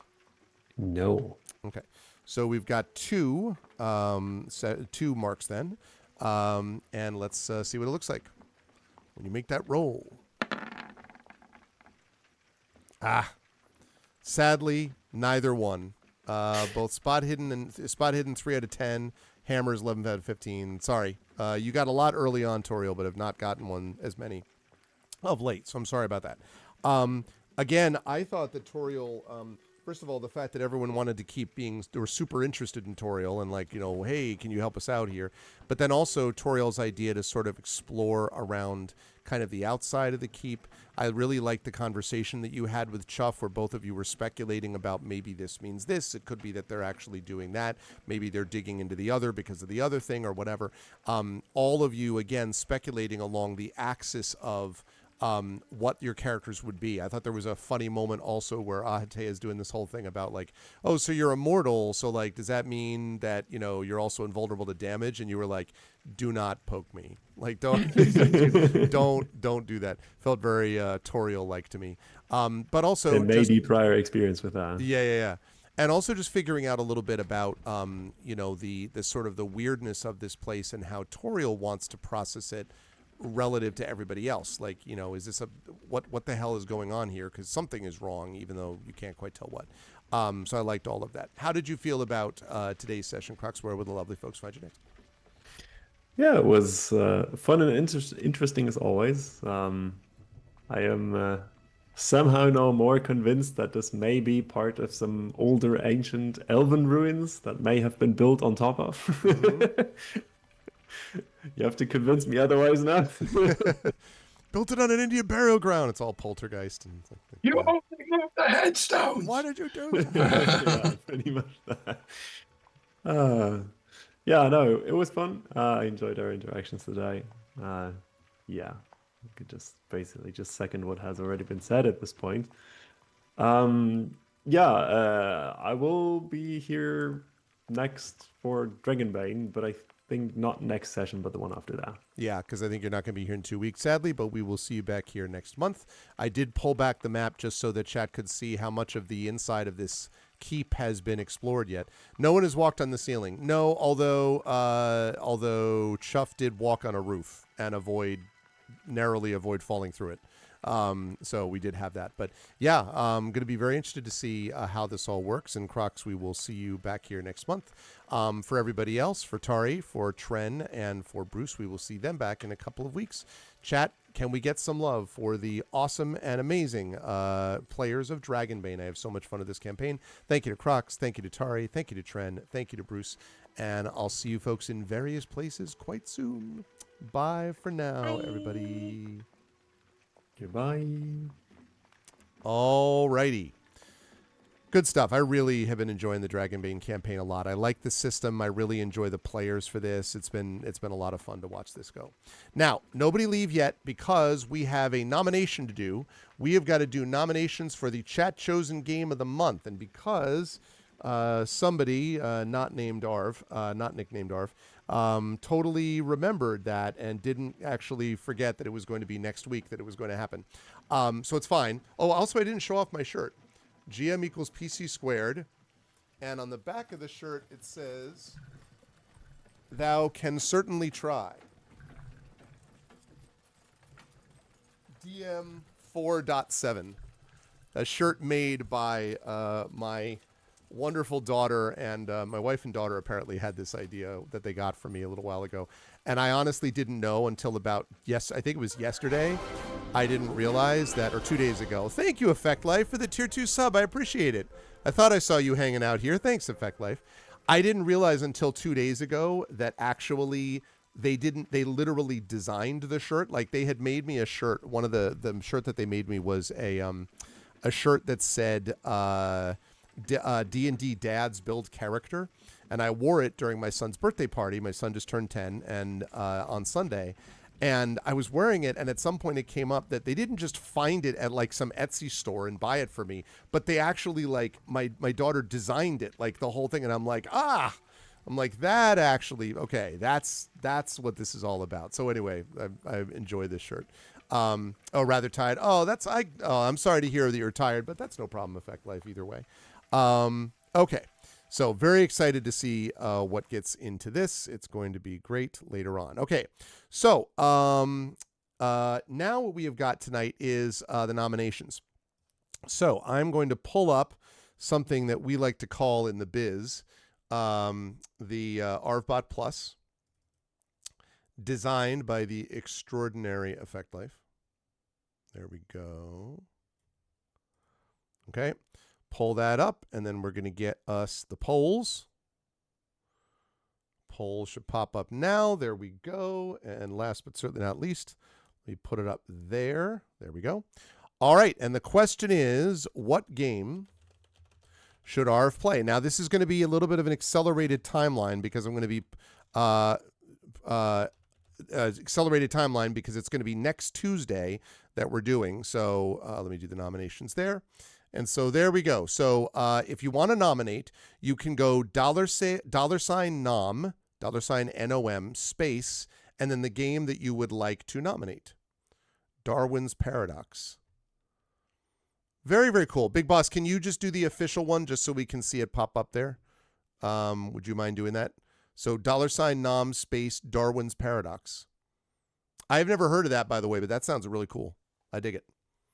Okay, Esterma is nominated Bravely Defaults. I knew that was, I was waiting for that, Esterma. I was hoping you were going to be here so that you could do that because I know you've been pumped up about doing that for a while. All right, who else? Darwin's Paradox, Bravely Default. Again, I always reserve the right to veto if something is not going to work out in terms of doing it before. Yeah, go ahead and nominate for that one. Actually, you know what, Trivet, I'll do it. I'll do it because you can nominate one. I will put Echo Alpha X5. Okay. All right. So any others from people? Again, the last game that was nominated just from a couple of months ago was Tactical Breach Wizards, and I ended up, again, playing that through. I would say about probably 50 to 60% of the games that get nominated, I end up eventually finishing. About 50%. About 50% of them I play for a session. I'm like, oh, this is cool, but then I don't continue it. But about 50% I do actually continue. So, and Chad has had a good run. Viewfinder, I think, was one of them was nominated. I'm now playing that over on GOG. I'm going to be finishing that up today at 4 o'clock over on GOG. So yeah. Other ones, other thoughts. To be released game for Halloween, too early, is not yet released. Yeah. 6 Ages. Oh, yeah. Can you remind me again? I'm so sorry, Prince Justin. I know you told me this before. Can you remind me about that game? Oh, and while Prince Justin is doing that, can we take a moment to congratulate Prince Justin and to congratulate Triffid for being nominated as part of the Skiffy and Fanty podcast for the Ignite Awards. The Ignite Awards, which are a very well-respected genre award, and there were a lot of good people that were nominated in that. So congratulations. I wanted to say that. There are other people that I know that are in it as well. Martha Wells, who I'm friends with, and other people like that who are great people around the genre and people like that I know. But just congratulations. I thought that was super cool. So congratulations to both of you. Okay. Yep, the Ignite Awards. And Skiffy and Fanty has been nominated for the Hugo and like multiple things, but it's just that's very cool because Ignite, I think it was also, and there was a whole award that was about sort of like unsung heroes of the genre. Maurice Broaddus was nominated for that too. So very, very cool. Sea of Stars is not on the list, and actually I'm trying to remember because actually wait, maybe it was. No, I think it was. I think it has been nominated. I keep thinking that at some point I'm going to come back to Sea of Stars, and I just haven't.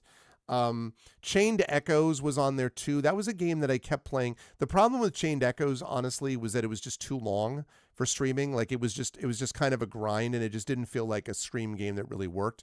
And that Sea of Stars had a little bit of that for me too. So yeah. Remake of Ocarina of Time was announced for Switch 2.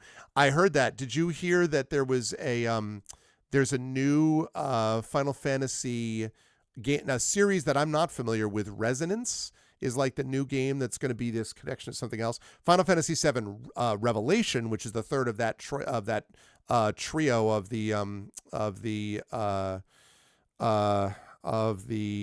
stuff that we've got, the triad there. Trilogy. Jesus, all of a sudden I was like, what the hell happened to my brain? Trilogy. The trilogy of games. That third one right there is coming out in 2027, and I am all over it. Also, The Wolf Among Us 2 coming out next year. I'm all over that also. 2027 has 2 games for sure I'm playing. One of them is Final Fantasy VII Revelation. The other one is The Wolf Among Us 2. 100% doing that. Anyone can vote in the Ignite Awards for the low price providing your email. Absolutely should do that for sure. Okay, 6 Ages. Right. I want to look this up quickly because Prince Justin is really not here, so I want to honor that. Right. Interactive fiction and turn-based strategy. Yes, I had heard about that. The sequel to the game King of Dragon Pass. Yes. Okay, I remember about that too. Final Fantasy VII Rewarmed Leftovers. Now is Terma. The Final Fantasy VII trilogy of games has been incredible, I think, in my opinion. All right, anyone else? These are 4 good choices. Anyone else? Anyone else going once before I open this up? Going twice? All right, I'm going to open it up. So now, chat, the top 3 vote getters will go on to the final round. And the final round is going to be happening on Saturday. So you're going to have a few days, but Saturday will be the final vote. So please get in your vote, $vote space, and then the number of the game you'd like me to play. If you want me to try Darwin's Paradox, $vote space 1. If you want me to try Bravely Default, $vote space 2. If you want me to do Kathy Rain 2, $vote space 3. If you want me to do 6 Ages, $vote space 4. And the top 3 vote getters are going to go along. If we just have 2 obvious vote getters that are way ahead of everybody else, then we'll take those 2. We got to have more than 1. I would prefer 3, but I'll take 2. This 1 vote for each, however, just will not do. This will simply not occur. While the votes are going on, please continue to vote. Please do get in your votes. I do want to mention, go over the schedule here quickly. So Community D&D happening tomorrow night with the Shadow Crew. Thursday night is going to be D&D with viewers. That'll be our last session of Up the Beanstalk happening Thursday night. Saturday the 13th is the premiere of 007 First Light. Very excited for that. Even though I know everyone in the world is playing it, I still want to play it. I really want Alpha Protocol 2, so this is as close as I'm going to get. I'm excited to give it a shot. Then Tuesday the 2nd is going to be, Tuesday the 16th rather, 1 week from today. We have got the Patreon Fueled Chat Chosen Game of the Month, which we're going to find out about by the end of this week. Pen and Pixels, that is not accurate. Eastshade is not on GOG. I keep thinking that it is, and it's not. So I don't know yet. Maybe Legends of Amberland I might end up doing. I'm not sure. I have to think about it. I'm not sure yet what I'm doing for Pen and Pixels. And then the 16th, the evening of the 16th, will be the Our Vocalist with More Citizen Sleeper 2. Thursday the 18th will be Gloomhaven with my good friend Zach Clay, our playthrough of that. Saturday the 20th will be our big, literally final concluding episode of Eberron, Oracle of War. It's a postmortem episode. We'll be talking a little bit about what the campaign was like, this 5-year campaign, talking about some highlights of the campaign for the players and for me. And they'll have a chance to ask me some questions about if you ever wanted to look behind the scenes about stuff I was thinking about during that campaign. This is the chance to get those questions in. We'll also do a little bit of previewing the Dragonlance campaign to come. So that's going to be cool. That'll be Saturday the 20th. Then Tuesday the 23rd, 2 weeks from today, again, Dragonbane with everybody but Crocs. And then Pen and Pixels, again, I don't know what I'm doing for that. And then Wednesday the 24th will be Community D&D. Now, at that point, no, it is not. It is not. It's just, no, it's not. It's a kind of a blobber mover, which is sort of like in the Legend of Grimrock category or the Might and Magic category. It's sort of like that, unfortunately, not Amberland. If Prince Justin hasn't voted himself. Is that true that Prince Justin, because you're right. If that turns out to be a vote. Oh, yes. Yes, absolutely. I would give it a vote for that because Prince Justin would be voting for it. That's a good call. 100% Effect Life. Good call. Okay. Never mind. I removed that. Okay. So now we're at perfect. 3 out of 2. It works. Okay. One other thing that I wanted to note was starting on the 25th of this month, things are going to be a little dicey for a couple of weeks because I'm going to be away First, I'm going to be on the West Coast, starting out in San Francisco, about which more in a moment. Then when I get back from that, I'm going to be at ReaderCon in Boston, and that will be the weekend of the 10th, 11th, and 12th. Now, I just found out that I got my draft schedule. I'm not at liberty to announce what it is yet, so this may shift a little bit. So I'm not going to name the official things. But I have been given 5 panels and a reading. That is a lot for ReaderCon. ReaderCon usually gives you like 2, maybe 3. And I've been doing ReaderCon for over 10 years. I think this is the first time that I've ever had that many, which is cool. I like having those panels, but I was like, wow. So 5 panels and a reading. So I've got a lot going on at ReaderCon. Which is good. ReaderCon's a good con, and obviously I love being in Boston, so specifically Burlington. I'll be a very busy man. My daughter will be with me. Little Larv will be with me, so she'll be with me for that. And then I'll be selling some books there too. And then I'll come back, and then the weeks of, so I should be able to get a stream in during that time. I might be able to stream on the 9th, and I might be able to stream on the 11th. We'll see. Then after that, things are pretty much normal all the way through Tuesday, the 28th of June, at which point I may cancel Pen and Pixels and just do my regular stream. I'll have to see, because then we're going to be going to Gen Con, huzzah, which we'll be at until the first week of August is over. So basically we'll be there until I think we'll be back on like Tuesday, the 4th of August. Then should be pretty normal, although I may be going to Worldcon in LA. That seems likely. So I would be gone for maybe a weekend. After that, the fall begins. I'll be here through fall. And the only time I should miss anything other than maybe some family event or something might be for CanCon in October, but otherwise should be pretty normal there. So big thing to remember is just that end of June into the first part of July is going to be a little bit up about there. So it's going to be great. Enough ARV for everyone too. ARV should make sure there's enough. Listen, I'm frequently reminded. But yeah, no, I'm excited about that. And also excited about, I should have some, knock on wood, some good news coming about some of those planes I've been talking about landing soon about different things professionally. So I'm excited for that. We shall see. All right. So it looks like last call, but it looks like right now, if someone wants to change their vote from Bravely Default to Kathy Rain, or from Kathy Rain to Bravely Default, or if someone wants to jump in and add a vote to one of those two, then those will be whatever that vote turns out to be. That'll be the 3 that go through.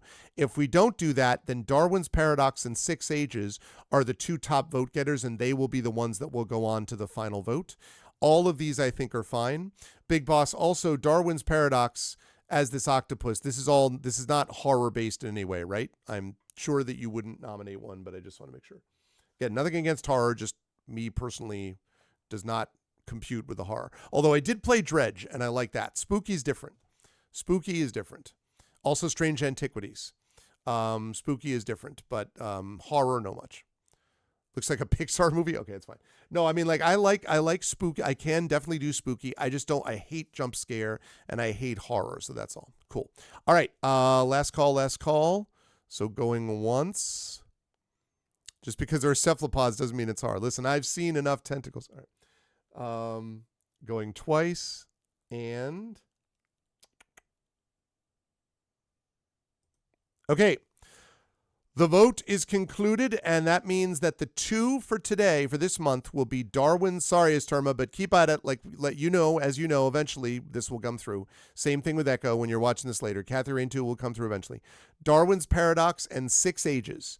Those are the 2. Darwin's Paradox and 6 Ages. Those are going to go into, my wonderful mods are going to make that into a final, or into a vote category for next game. And then that will be available to you. Please note the smaller timeline. This is only going to be available to you until Saturday night after my stream on whatever the heck I just said it was, which I think is, what did I say? Oh yeah, 007. After my stream of 007, we will then do the next game for the following Tuesday. So, all right. So Darwin's Paradox and 6 Ages are the 2. Either one of those is fine. I am fine for either one of those. Great. All right. Yes, I want to close the application. And thanks as always to Effect Life for building ARVBot Plus. So that, folks, is going to do it for me here, but it's not going to do it for me overall, because at the top of the hour, I am going to be playing and finishing Viewfinder, which was a game originally that started as a Patreon-fueled chat-chosen game of the month here, and then I moved over to GOG because it's available on GOG. I don't know what I'll be doing, as I said, next week or the week after on GOG. Might be Legends of Amberland. I'm not 100% sure, but we'll see. Because it definitely can't be Eastshade, because Eastshade is not on GOG, even though it feels like a game that's perfectly suited for it, so I don't understand what the delay is. But anyway, above my pay grade, I have no idea. But regardless, we are going to have a chance to play and finish some Viewfinder today. Really been having a lot of fun with that. Otherwise, tomorrow we've got Community D&D with the Shadow Crew tomorrow night. And then on Thursday, D&D with viewers, finishing up. That'll be the last session of Up the Beanstalk before we go to something else that we're going to do with D&D with viewers. So definitely we'll want to make sure you are around for that. I want to thank everyone who made this an awesome stream today. Thank you to everyone, first of all, who followed the channel. If you like what you saw and heard, whoops, well, hold on a second. Big, long wall of text. Hold on. Halloween game is not released. Sublustrum, psychological thriller, point and click, bit of the Room vibe. Remake of a 2008 game. From what I read, doesn't have any jump scares. More focused on the W2F factor. Haven't played the original. Ever seen anything about it? Be a surprise for me as well. Okay, very cool. Very cool. And actually, you just gave me a thought, Effect Life, which is Room 2. I'm trying to remember if the Room was on.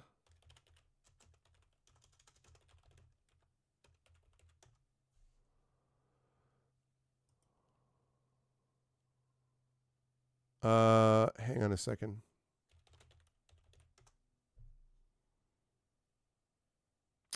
Nope. It's not on GOG, man. It's only... that's annoying. Because I suddenly thought, I'm like, wait a minute, maybe if the Room was on GOG, I could do that. Because I played the first one and I really liked that. And I was like, maybe I could do 2 or 3, but it's not on there. Sadly, it is not. I will, I'll check that out. I will definitely do that. But anyway, so if you like what you saw and heard, I hope you will follow the channel. Let me just check and see if that looks good. That link that Triffa just posted. Yes, it looks like it's working. So please get your votes in at that link, everybody. Please get your votes in at that link. You will have until Saturday to do so, but please get that vote in, and we will find out what game I'm going to play. Thank you, Triffid, as always. If you like what you saw and heard, please follow the channel. Please check out my YouTube at !ArvTube and subscribe to me over there. Continue to build our subscriber list over there, which is awesome, so continue to keep that up. As well, please make sure that you check out our Discord, !Arvcord. That is always hopping. Please also check out my Blue Sky, up to a new record number of followers over there. Closing in, I think, on my Twitter number, because I am up to 1,250 now on Blue Sky, and I think I have more than I had on Twitter, and I have way more engagement than I ever had on Twitter, were it not, beyond the fact that it's now a, Nazi bar. So I'm glad not to be in the Nazi bar anymore. But anyway, !Arvsky for that website, arvanelaron.com. Financially, !Arv shop. That's the merchandise area where you can get stuff, cool swag for yourself and cool stuff for the channel. Patreon is !Arvtreon. We've gotten a few new subscribers over there, a couple of free, one paid. Please do jump on board. If you jump on board the paid one, you'll get some more cool stuff for you. So please join us for that. That is the Patreon, !Arvtreon. Yeah, no, I totally agree, Craigery. Not anymore. A few years ago, but not anymore, which is really, it's not a great thing, because I do think there is some value to having the social media public square, but not the way that, not under current circumstances. Let's see. Subbing to the channel gets you those custom sub badges and emotes to use here, there, and everywhere across Twitch. On the publishing front, !Icarus, my graphic novel from Mathis Arts, !Library. That's my Tales and Tomes, The Forbidden Library, my 5e adventure and sourcebook from Alligator Alley Entertainment. And !Greyshade is my Greyshade IP, Greyshade Renegade Heretic, critically acclaimed award-winning books from Mathis Arts. You can get those now. You can also get the audiobook of Greyshade Renegade and Heretic available at that link link from our very own Trent Sparks, and you can pre-order the tabletop role-playing game of Greyshade, designed by our very own Brandon O'Brien, which is coming out from Alligator Alley as well very soon, actually. So you can pre-order that as well. Please do, and please spread the word. And as always, !BLM, Black Lives Matter, important to affirm and assert the significance and importance of Black lives, ! Help Now, the World Health Organization page on suicide prevention. Important to reach out to others when you need help and reach out to others when they need help as well. And ! Ukraine, UKRAINE, to help the people of Ukraine as they fight back against an illegal and illegitimate war with bravery and courage, and send the message that we will do so for others in that situation in the future. And again, continued love to the people of Minnesota, specifically Minneapolis, to the people of Memphis, to the people of Newark, New Jersey, who are continuing to battle against federal occupation. If you saw last night the Knicks Spurs game and watched the guy being booed to within an inch of his life, you will know that that is not just a symbol of, oh, he's New York City. That is also a symbol of a person who is losing and losing big. We need to keep it up, though, because the power still remains while the losing is happening. So we need to keep it up, and that means we need to keep the fighting up. We are turning the tide. We are turning the corner, but we got to keep things going. So thank you for all those who continue to inspire us in that fight. Thank you to my wonderful mods. Thank you to Prince Justin, who is never here. Thank you to Triffity Mats. Thank you to Tari Tunes, of course. Best mods in the business. Thank you to my wonderful Patreon supporters and subscribers, Prince Justin, Triffity Mats. Thank you to Effect Life, to Big Boss, and to Trendane. And thank you so much to my regular viewers. Thank you to Adam Hartmother, to Black Fury, to Butthurt Gamer, to Craigery. Thank you to Intensely Eric. Hey, Eric. Thank you to Jagtrist, to Mr. Jonas. Thank you to the Airmaster. Thank you to TNS Mephiston. What's up, TNS? And thank you to Valerian Gamer. Hello, Valerian. Thanks to everyone who's watching on YouTube as well. And much thanks and love tonight, especially to my wonderful Dragonbane players. Thank you again to Crocs. Thank you to Tari Tunes. Thank you to Tren. And thank you to Undeveloped Bruce. I'll see you folks at the top of the hour over on GOG for the finale of Viewfinder, and then I'll see you back here tomorrow for Community D&D with the Shadow Crew, more Dungeon of the Mad Mage, and then Thursday for the finale of D&D with viewers Up the Beanstalk. But until I see you this afternoon over at GOG, thanks everyone for being here. Much love, and I'll see you folks soon. Until then, everyone, always please be good to each other, and have a good day.